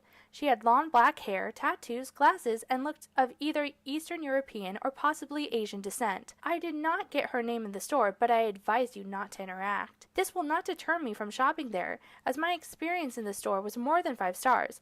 I just want to express express my serious concern with the Oh my classless god, people this is they hire. hex code blue. That pen is hex code Oxford blue. Artist, or that she had a big client that she did makeup on that I canceled know on her this because video is of a altered negative because review I that was posted in the online tree by out anyone. back Emily filming then the stated original. in her video that Holy after she lost her shit, makeup dude. job, she would never post where she was or her schedule or anything about her life on a public platform because it would be used to Wait, harass what was her. she drawing, However, though? as I'm I about to don't illustrate, know. that is certainly not the case. Even though the entirety of this story is false, I will work within the time frame that she set up to further disprove her claims. For Emily's statements to be true, after October 2015, she would have absolutely no posts online tagging her location, stating where she is, and the like. At this time, Emily was using her Emily Artful Instagram under the name Emily Velvet. Her account was public, as seen in the multiple times public accounts like Mod Notebooks reached out to her and other accounts found her via tags. A month after she stated Anthony and I lost her a big client, she posted this to Instagram. Come let me hashtag paint you at Block 34 Eatery. I'm here almost every Tuesday. Don't be shy. Come say hi. Hashtag artwork, hashtag San Mateo, hashtag Block Eatery. Emily was publicly posting her location online, publicly stated where she was, and stating she would be there every Tuesday, which disproves her statement saying she was very concerned that someone would follow her, stalk her, and attack her, so she would never post where she was. Anthony also followed her on this account and they would interact regularly, most of which she deleted before making her video. She did, however, go back in her second video and admit they would talk a lot. No, I think she really is stupid. I think she really is stupid. She did accidentally keep I up one don't post think where that she drew she's Mario smart. in March of 2016. I with the think she caption, thinks "At that Peter she's Ben smart Parker, and we're I stupid always and think she of you when I talks see like Mario, she's smart. heart." Peter Ben And it's Parker was really what Anthony easy went by to on social media at believe the time. somebody Here are some sounding screenshots like that they're show smart that. because this they interaction would believe have it. also had to have occurred You know what I after mean? she was harassed on Snapchat. More on that in part 7. She posted on Instagram in July of It's how people like 2016 George showing her Bush playing fetch Jr. with her can dog be and elected tagging their president. location at San Mateo Central Park and Red Morton Sports Field. She did this again in September of 2016, showing once more she was not scared of posting her location, and she was actively posting where she was on a public account. She also posted videos to her channel in 2016 where she stated where she was living at the time, walking around her cities, her favorite spots, and more. She also stated where she was working after leaving the beauty I supply haven't been shop. able to find That his thing is social cool. I media. don't know if you guys know this, but I work for a Ozma? school, and so in the summer I don't have work, which is awesome.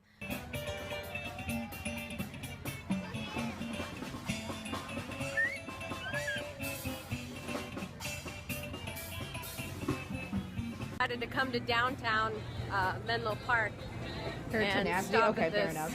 place called Off the Grid. They go up and down the peninsula, and I'm gonna get something to eat while I'm here. There's a lot of good food and music and stuff. I got a bunch of hair in my mouth. Shit. Yeah, And now I'm Ozma. going over to one of It's my wild. favorite cafes that I don't get to go to a lot, and I'm gonna get my favorite tart. So I'm pretty excited, and then I'll probably stop at the bookstore next door and go in there. That's dirty. That's a dirty Brock.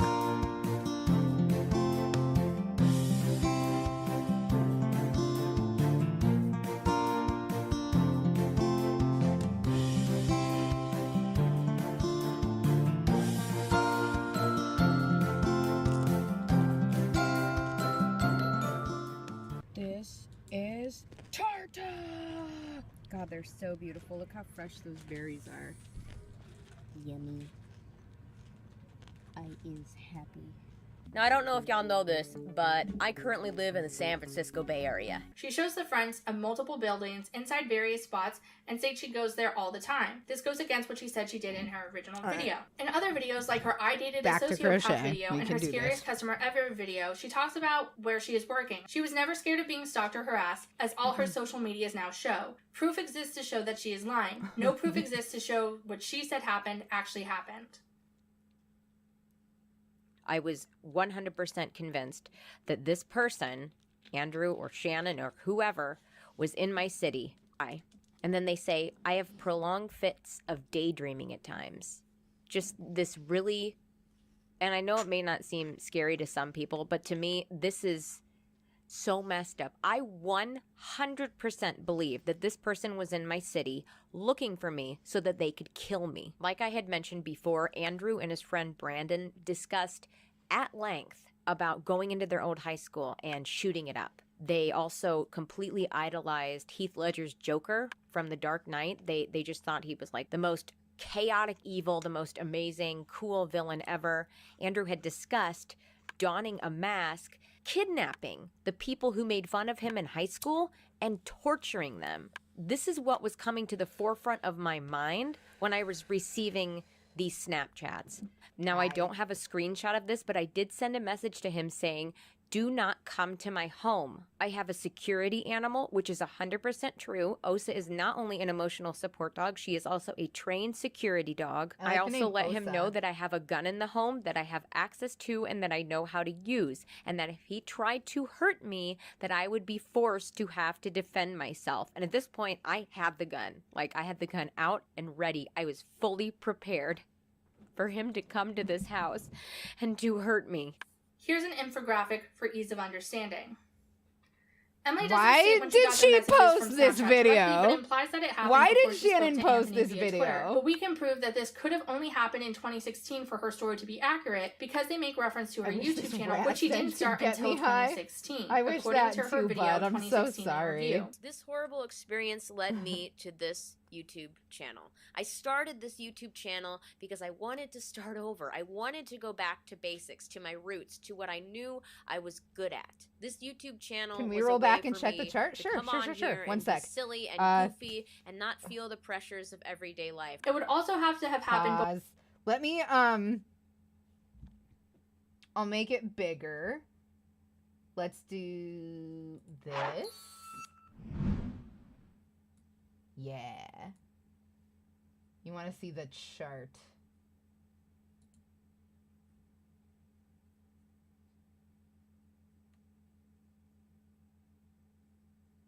I don't have a screenshot of this, but I did send a message to him saying, do not come to my home. I have a security animal, which is 100% true. Osa is not only an emotional support dog, she is also a trained security dog. It's right I after also this let him little know that segment. I have a Sorry, gun in I the don't have home my that I have keyboard, so I access can't to do and the, that I know like, how to use. And that fine if he tried to hurt me, that I would be forced to have to defend frame myself. selection. At this point, I have the gun. Like, I had the gun out and ready. I was fully prepared for him to come to this house and to hurt me. Here's an infographic Right here. for ease of- Okay. So the Snapchat timeline. Anthony has never had a Snapchat, but let me debunk this anyway. Okay, we are going to take your lol cow self-posting word about that. So, all right, you guys, here, let me turn off all of my stuff. I'll turn off this. Wait. This. Yeah. And then I promise I won't crochet while we do this. There. Now you can read this along with me. The only time Emily was posting online as Emily Sugarfruit plus living in an apartment. When she moved to Omaha, she moved into a home. She states this in multiple videos, meaning this could have only happened in California. Okay. Is an apartment not a home, Shannon? I am so sorry to inform those of you in chat who are living in an apartment right now that you are homeless. I'm so sorry you had to find out this way.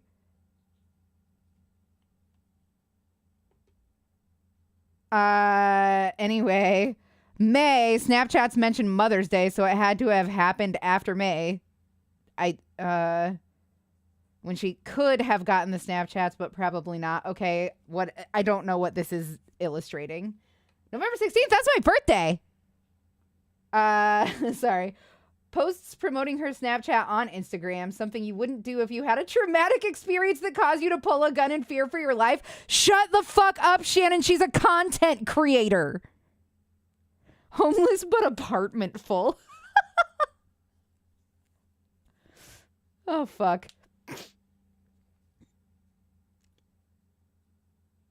Okay, and then November 18th moved to Omaha, Nebraska. The 2-day period where this most likely happened. Okay. Lives with the ex-boyfriend Bob and his mother. This is where she lives when she does cam work, and he'd be the boyfriend. We already know that we can't really trust any of this math, the 2013 to 2016 math. After Emily got these messages, she continued to have what she described as romantic conversations with Anthony. Why would you do that to someone you thought was going to kill you so much you pulled a gun less than a month before? I don't know why she's saying this.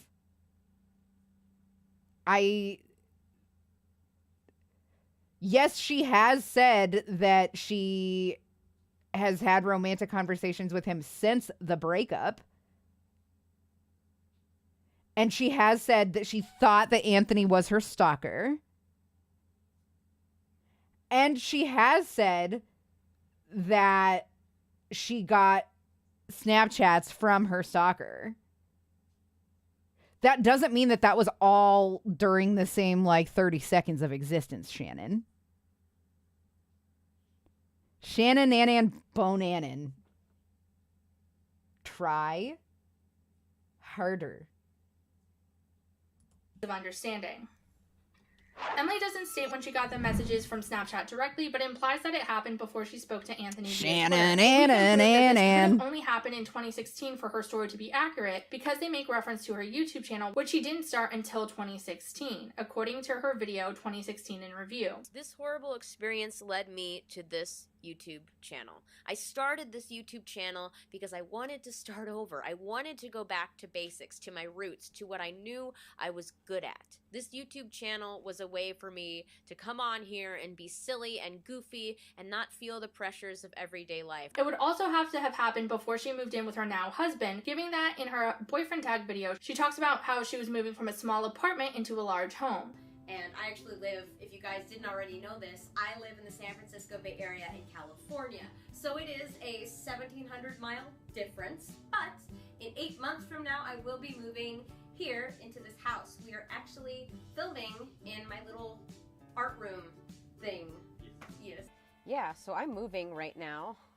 In the process of moving, a lot of stuff has changed. Okay, all right, sorry. I just had to find out if this was the first shell that I did, and I'm kind of high. I'm not happy where I am right now. I don't really want to go into too much detail about my living situation right now, just because it's, it's private. It's something that I don't think, even if I could explain it, that would make much sense.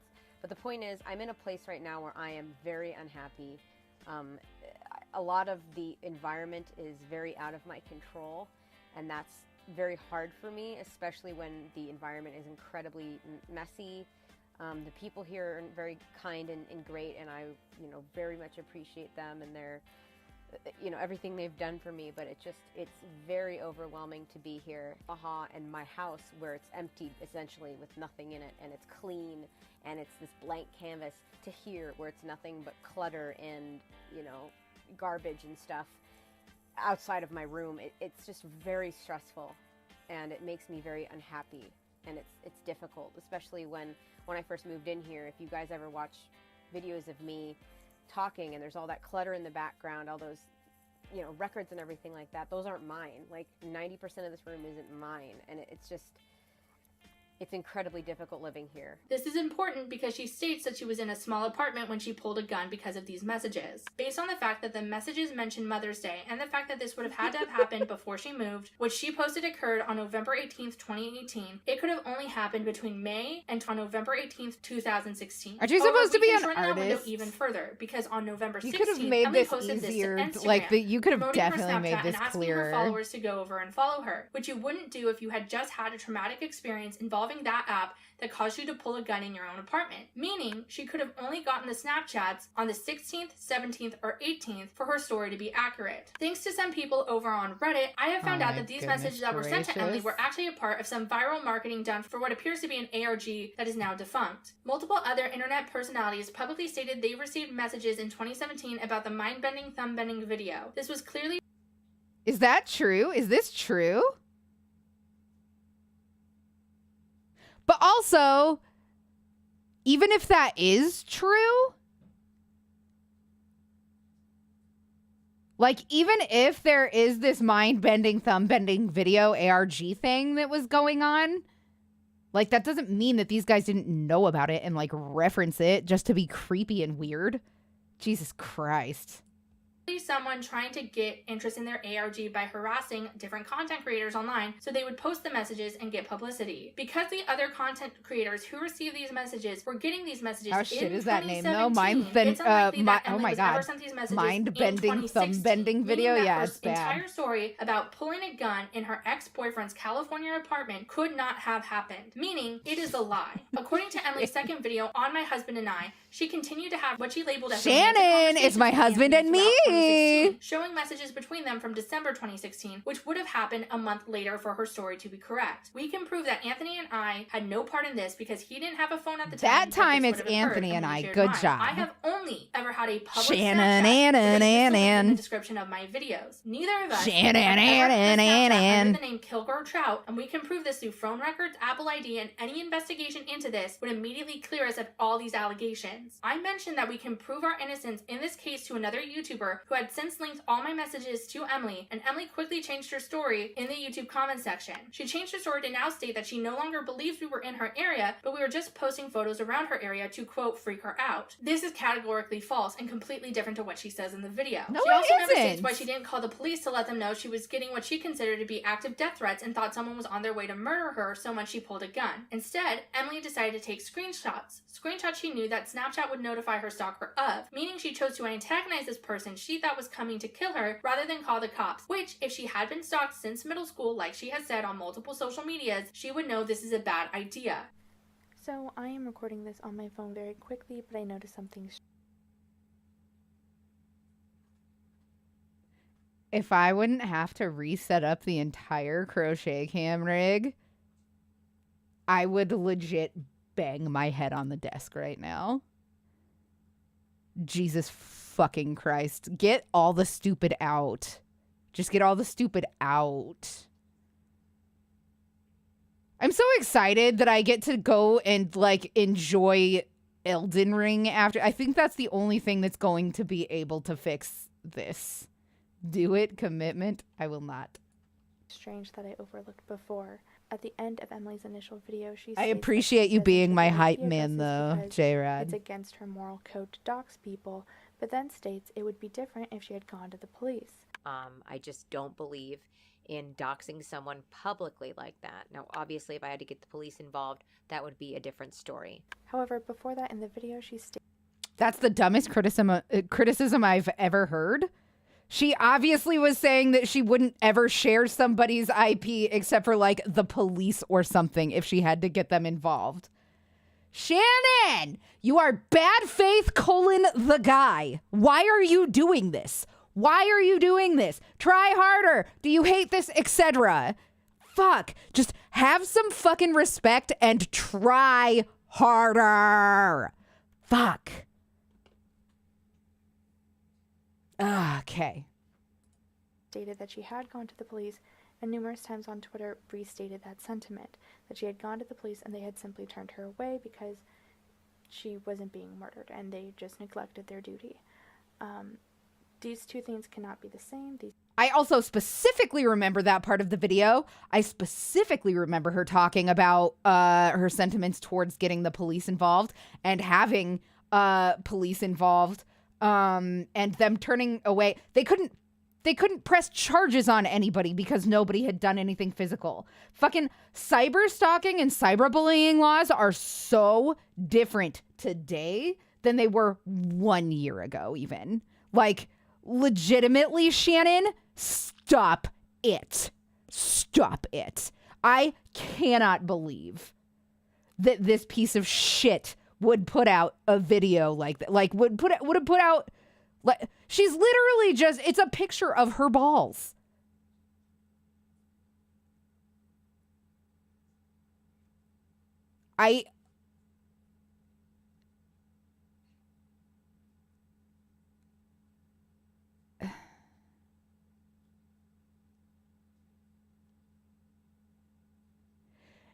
I'll put it this way. If Shannon and Tommy Loren were trapped in a burning building and I only had time to save one,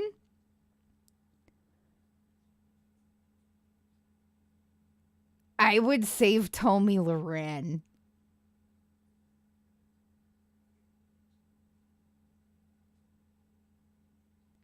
It's sad how a lot of people are in worse situations and police will not lift a finger. Have you guys ever watched like a Stalker documentary before? Like any true crime stuff about like dudes stalking their ex-girlfriends and murdering them and stuff, and how much they go to the police over and over again with like actual evidence of this stuff and the police just can't do anything. It's not hard. It's not hard to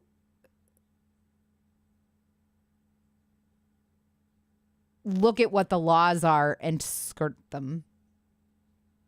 No, but I've seen it. I've seen a story time YouTuber. Matt. You're my dude. All right, here we go. These two things could not have happened at the same time. I just thought I should mention that. I went to the police. I was turned away. I spoke to an attorney. They told me it's not going to be worth it taking it to court. I even went as far as hiring a private investigator for a short period of time, and he said the same thing. There would be some record of this happening with law enforcement. There is not. Emily went on to say on Twitter that she went to the police department and told them about. Does this bitch really think that it's put in the fucking newspapers when somebody hires a private investigator? Do my ears deceive me? Shannon, I was shannoning around. Shannon, couldn't keep my facts straight. Fuck's sake. Ugh. She's infuriating. About this, and they turned her away. However, if you were to call the cops as this were occurring, seeing as you thought someone was outside coming to kill you, there would be record of that. You would at least get an incident report. I know this from personal experience. Her stating that she was turned away by the cops goes against her claiming the police have a file on Anthony on myself, which she stated also on Twitter. She has no evidence to show this was us. Her lawyer, the police, and a private investigator told her this wasn't us, and yet she is claiming it is with no evidence. Are you gonna say shit about evidence, Shan? Beginning of 2017. Shan! Good terms the last time they spoke, as seen in her post tagging him. I hope I survive to enjoy Elden Ring. Emily also asks if he's the person harassing her, to which he replies no, because if he's going to say something, even something mean, it's going to have his name and his photo next to it, like he had just done, in the messages that were clearly joking in nature. I didn't write any of Anthony's messages to her. We're close this was to all the end him of this for her to say it to project, me as a lie. boys. Look at her. Emily states that she got Look hate at from her. an account called Dat Boy She's getting pretty XD, and it was big. me.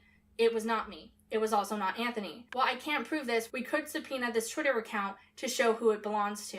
Her stating that this account had to have been me and could have only been me is entirely false, and it takes the entirety of the Rewired Soul situation out of context. Okay, I'm pausing right now because I definitely specifically remember Emily saying there's a number of these sock puppets and stuff that might not be Shannon. She said it over and over and over and over again, that it might not all be Shannon. Like, you can't point to this stuff and say, okay, well, this one definitely wasn't me, so that means that all of these weren't me. Like, what? Ugh. Drama with the Rewired Soul was happening, a lot of channels like my own talked about it openly and discussed what was going on and why we didn't like how Chris was using his channel. However, because his channel was mental health focused and appealed to vulnerable people, there were a lot of people who were affected by that situation who didn't handle it well. A lot of the people who were directly affected by him, they lashed out at creators critiquing Chris. They lashed out at people defending him. If you were present at the time, you would remember that one person who was critical of Chris ended up being swatted, while another had a welfare check called on them. Repzilla was hated by extension for his perceived friendship with Chris, and anyone who had collaborated him was criticized heavily. People like Repzilla, Leafy Greens, Driven Industry, Smoking Clothes, Scion Cove, and myself were all harassed during this time because we were talking about this situation. For Emily to state that she got a message from someone harassing her doesn't surprise me, because everyone was getting that at the time, including me. But for her to say it was unequivocally me without any evidence is just wrong. After her video dropped, Emily made various tweets accusing other people on Twitter of being me multiple times. None of these accounts were me, and most of them were very clearly trolls capitalizing on the situation. She also went further to claim that people criticizing her for her lack of evidence were also me, and asked her fans to directly attack them. What?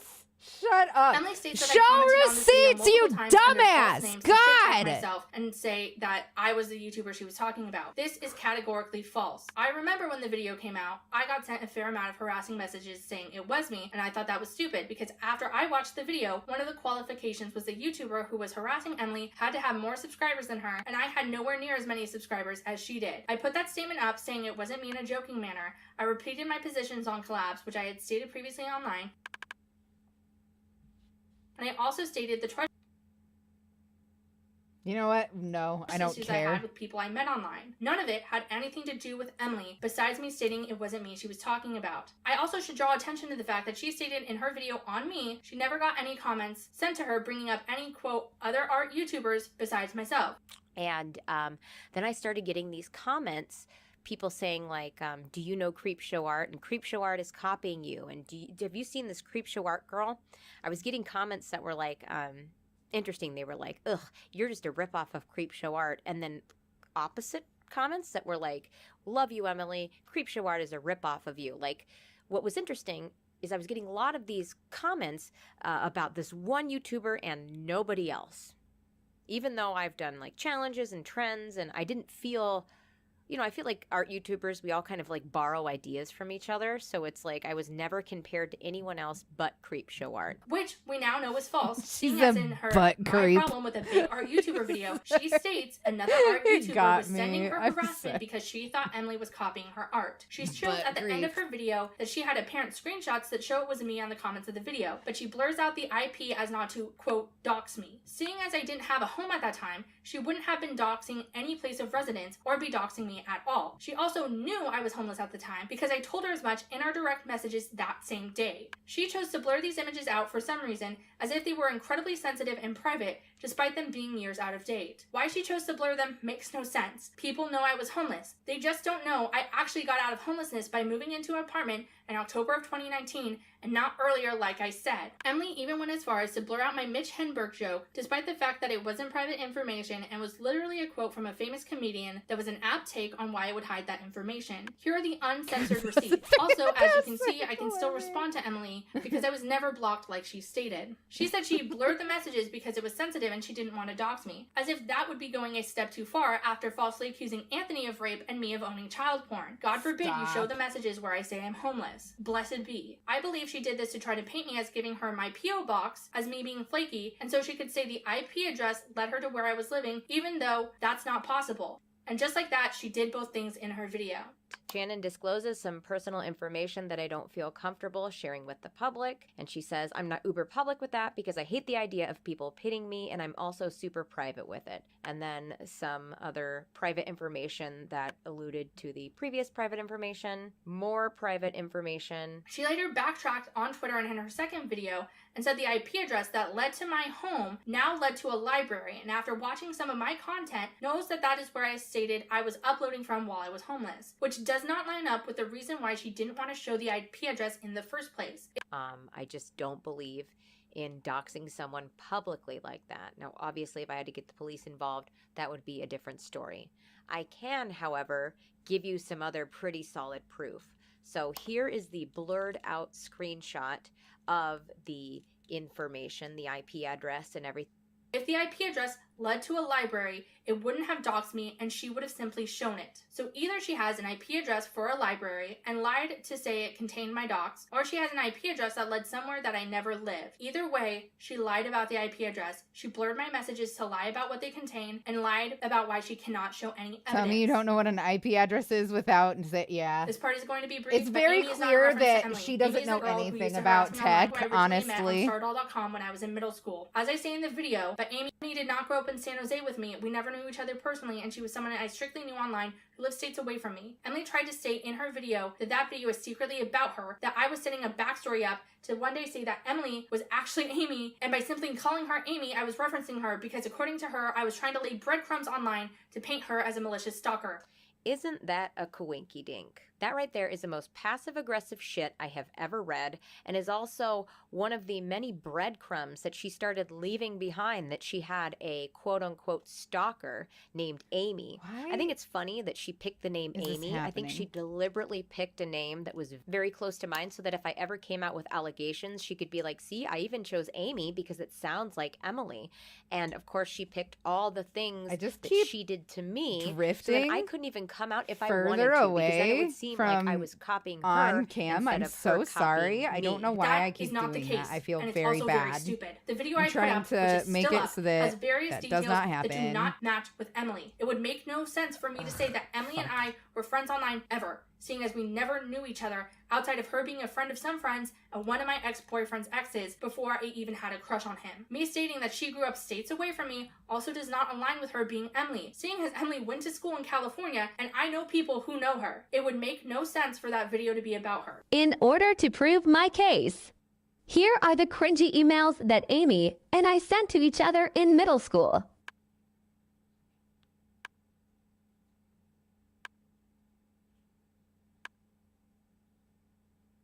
Oh my God. No, I know.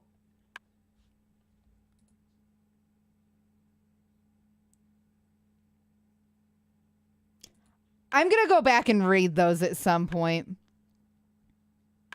I love that AI voiceover and I cannot find that. I can't find, like, I don't know how to use it. I want it.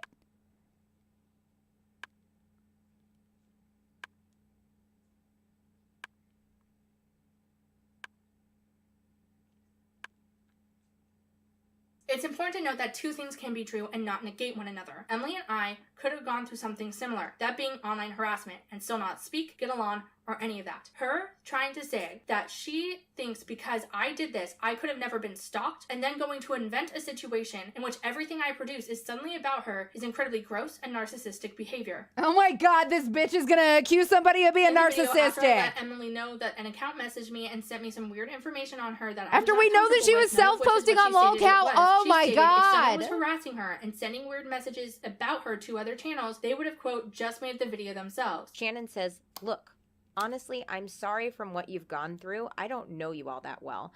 But accusing us of doing shit we don't know about isn't cool. Like, Andrew already told me that you thought he did it, and honestly, I didn't worry about it because it didn't seem like that big of a deal. Also, about the sub-buying thing, I got message about that as well. Like, 5 accounts messaged me, and I know they messaged other art YouTubers. They also messaged me edits of shit about you from before the Emily Artful account.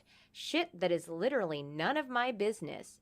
That makes no fucking sense. Why would this person who has shit on me send stuff to Shannon but no other commentary drama channel? If they really had shit on me, don't you think they would really want to try to get it out there? She also stated no one else got these messages, but I know for a fact Hopeless Peaches and one other art account that no longer exists also got these messages because we talked about how uncomfortable it made us. However, in response to that assertion, show us that. To make a video on Emily because I had all this information, wouldn't I just do that? I was already making commentary content. I was already making callouts. If I wanted to cancel Emily, as they say I did, I would have just made a video of the screenshots of her taking photos of other women in public, making fun of their bodies, and posting them saying, that'll do, pig, that'll do. Or, fat girls piss me off.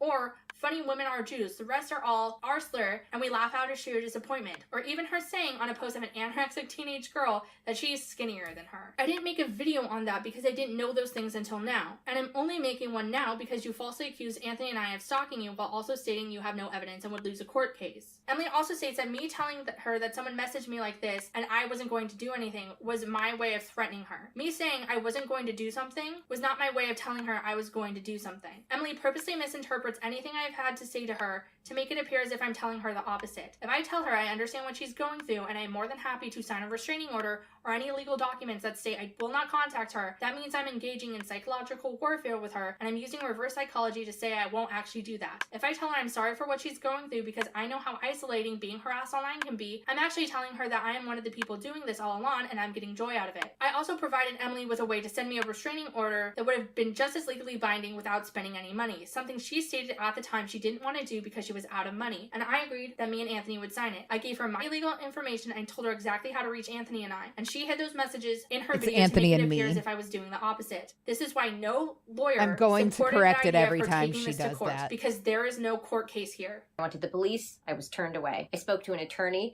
They told me it's not going to be worth it taking it to court. I even went as far as hiring a private investigator for a short period of time, and he said the same thing. In compiling evidence to talk to my lawyers, I reviewed my own Facebook laws that I downloaded before I deleted my account in 2019. In those records, I found that Emily has had an issue with me since 2014, very shortly after Anthony and I started talking again, when I left a review on her boyfriend's work. I didn't know who her boyfriend was, I didn't know he worked there, and the review was left when Anthony and I weren't speaking. Here's the review in question. Heaney Violins, 5 stars. Really great shop. The people were super friendly and really helped me and my friend out. Definitely somewhere I would recommend to everyone. We were helped by Hannah and another young man whose name I didn't quite catch. Again, I didn't know her boyfriend was working there. They asked for Facebook reviews when we were leaving, and it was such a nothing interaction. I don't remember much of it. However, Emily saw this review and messaged Anthony about it, telling him that she believes I hate her. Here are the messages. Anthony, oh, and Emily thinks you hate her. Me, why? Anthony, she messaged me something about a review online or something, about her friend's crazy ex-girlfriend who smashed a violin or something. I don't know why she would think that was you. Me, wait, what? I was going to see how much violins cost because my friend's ex smashed his. It was going to be this whole everyone chips in to buy him a new one thing. Oddly enough, he got back together with that girl and she ended up buying him a new one. This is telling me right now is that she was talking about Emily in 2014.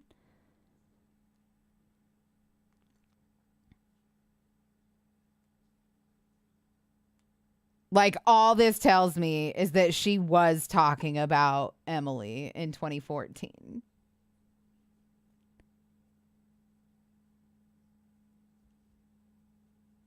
This is this is supposed to be somebody that you barely know? You, like, straight up don't know this person? Like, stop. Like, you've spent years talking about them now. Doesn't like you. Her boyfriend works at the store you visited. Me, wait, what the hell? Anthony, yeah. You wrote a review about it? Me, I must have. Anthony, great. Well, now she thinks you hate her. Me, wait, I did. Because this girl was actually really cute and she said if we were serious, then they would do all this shit for us and be super helpful. And I was like, wow, this is actually really great. I definitely don't. How did she make that jump? Anthony, yeah, how could she make that jump? Me, I'm sorry. Should I tell her I don't? It really won't affect me in any way. I just don't want her wrath on me. Anthony, it doesn't matter. You're connected to her in some way, so now you hate her too. Me, I thought her boyfriend had serial killer potential. That equals hate. Anthony, was she the fucking girl in the store or something? Me, I left a nice review though, so I don't get why she's mad. Anthony, so she read a review and found out it was you. Now she thinks you hate her. Me, Foolproof logic. Anthony, so like I said, she found out you talked to her boyfriend once in a store and told a story about it online, so now we're connected in some way. You hate her, key smash. Anthony, god fucking damn it, the iPad fuck. Shannon is real Emily has dumb. been posting online to various accounts since she was 13, all of which have been verified to belong to her. From these accounts, I've realized that Emily has an extremely long pattern of obsessive behavior to people she's romantically attracted to, and a long pattern of calling the people who she's attracted to abusive after the fact. As of now, according to her own post, she has accused upwards of 18 people of abusing her in her life, including her own parents. She later retracted most of these claims, and now states they're all loving. In her first DeviantArt profile under the name Gothic Kazooie, which is clearly her as seen in this picture, Emily talks about stalking her teacher in various posts, something she admits to doing in her video uploaded in 2016 titled My 7th Grade Flip Flu. Fun fact, I had a fucking huge crush on my teacher. It's just embarrassing and shameful, so you'll see him randomly in here.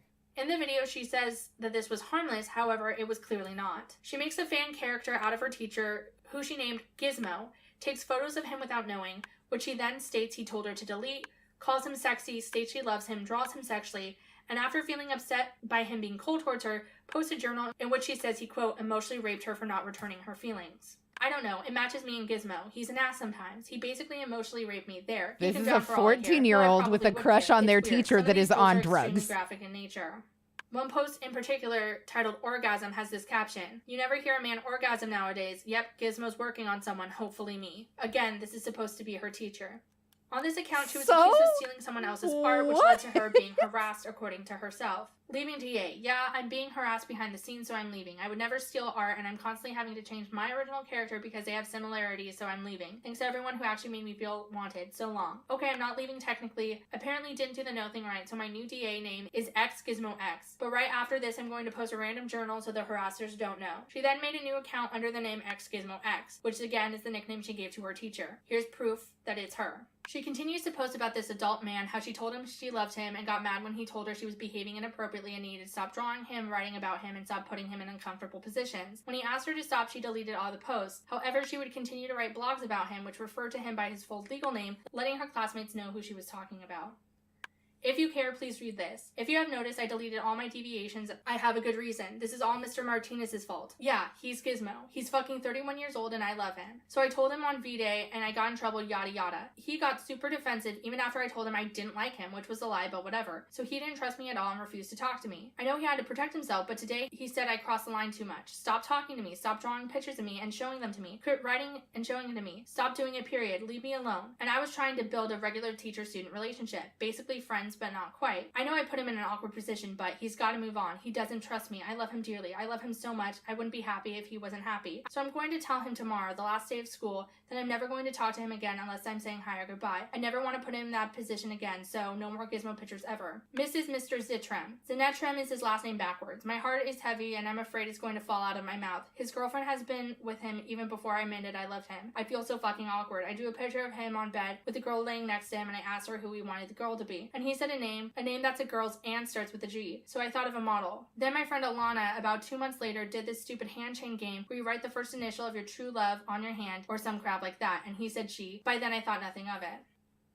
I hate my life, I hate myself, I hate Greg. Well, that's his name, Greg Martinez. Yep, I know he's going to say, as soon as I start to say goodbye to him at the end of the day, with Yvette and Kelly, why are you all of a sudden doing this? If he says that, I will fucking tell him off. I don't care if I'm expelled, he deserves it. What? According to her blog, she also held him responsible I for her just self-harm. am fascinated. See you later on. Have a good one. Interaction with him, she shredded all her artwork and slammed her head on the desk until it felt like it was bleeding, then passed out on the floor. So yesterday I took my sketchbook with all the pictures of him. I sort of regret this, but I took it and I shredded every page I had onto the floor. Then I slammed my head against my desk. My goodness. Sobbing, and it felt like, Victoria V, thank you so much for the follow. You know that feeling that you get when it's been kind of a while since you did some exercise and you're like, oh, it's going to suck to do some exercise. But then you get up and you do the exercise and it's really not that bad and you actually feel really good after. That's the feeling you just gave me for following my channel. Thank you so much for being my pleasant exercise. Also, everybody make sure that you are making Victoria V feel welcome with me. Thank you. All right. 3, 2, 1. Well, it felt like it was bleeding and it gave my head a good rattle, so I fell asleep on the floor that night because I was too out of it to get ready for bed. While this is the first time she posted like this online, it certainly wasn't the last. Emily would also claim to be stalked and harassed on these accounts as well. Emily then starts dating someone her age named Zach. She writes multiple times in her blog that whenever he does something that makes her feel bad, it's his fault when she harms herself and injures herself, going as far to say she's going to kill herself on the bathroom floor because he, quote, made her feel crappy. This blog cannot be factual given that she posted this in 2009 from the perspective of being on the bathroom on the floor dying. Even though I'm sorry, are there any other goth girls here? Because I was exactly fucking like this too. Online, either from a computer lab and I wasn't even on heroin. I was just on hormones. Her friends think he abused her in some way. She even goes so far to end it by directly blaming him, stating he made her feel crappy. This is not an isolated incident as seen in this other blog. Haircut, P.S. fuck you. Yeah, that's fucking right. I gave myself a fucking haircut with the meat scissors, and only because he doesn't give a flying fuck about if I'm pretty or not, and fucking apparently I'm not fucking pretty enough for fucking him. I'm so fucking not pretty that he'd rather see her naked than me. He'd rather be with her than me because I'm so fucking ugly. Well, thanks to fucking law, I thought we had something because we were so fucking close. Now maybe I ought to fucking kill myself. Thanks for the fucking haircut, you goddamn motherfucking fucker. Emily also created a DeviantArt for him, which she uploaded her art as if it was his own. It appears that everything on this account is either about her or related to her in some way, and it's unclear if you ever had access to this account. The last post on this account was a journal he posted after he broke up with Emily. While I can't be sure, it looks exactly like a post she previously made during their relationship when she cut her hair after he made her feel bad. I personally believe she posted this in an effort to hurt his reputation with her friends the way she would do in her own vlog post. She then accuses some unknown entity that goes on track of stalking and harassing her in 2006 as well in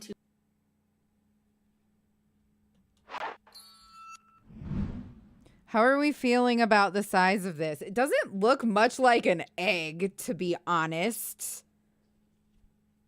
It looks nothing like an egg. Actually, you know what? Let's do a few more rows.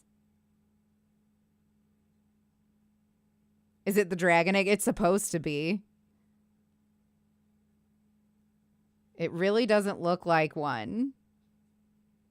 I feel like we need a couple more rows. And yeah, this is going to be able to hold. This is like way bigger than a dice bag.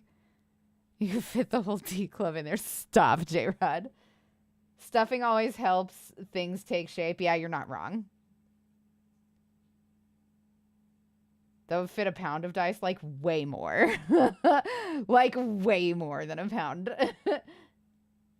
Oh, is it going to be a bag? Sorry. Yeah, it is going to be a bag, but like I can still, that's still good. Like stuffing it to like, for like, instead of like how, you know, you block something that's flat, stuffing something that's supposed to have like a shape to it and making it tight is not ever a bad idea. A pound of D6 is a lot. This would hold way more than a pound of D6.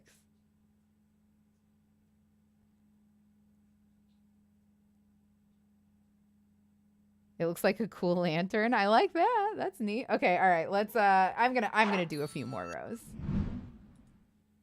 Do blog posts. Actually, you know what? This is a really good time for us to take a break. Everybody hang tight. We'll be right back. Don't go anywhere, okay? We'll be right back.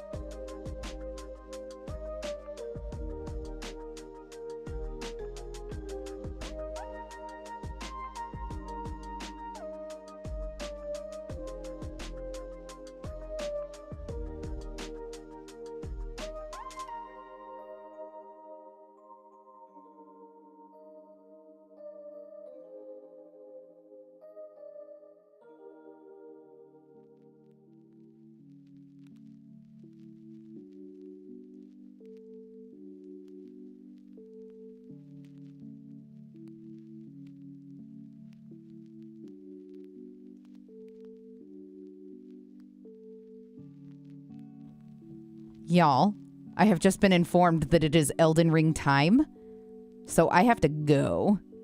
But I will be back tomorrow. We're going to be much earlier tomorrow than we were today. Just watch Twitter, man. That's the best I can do for you.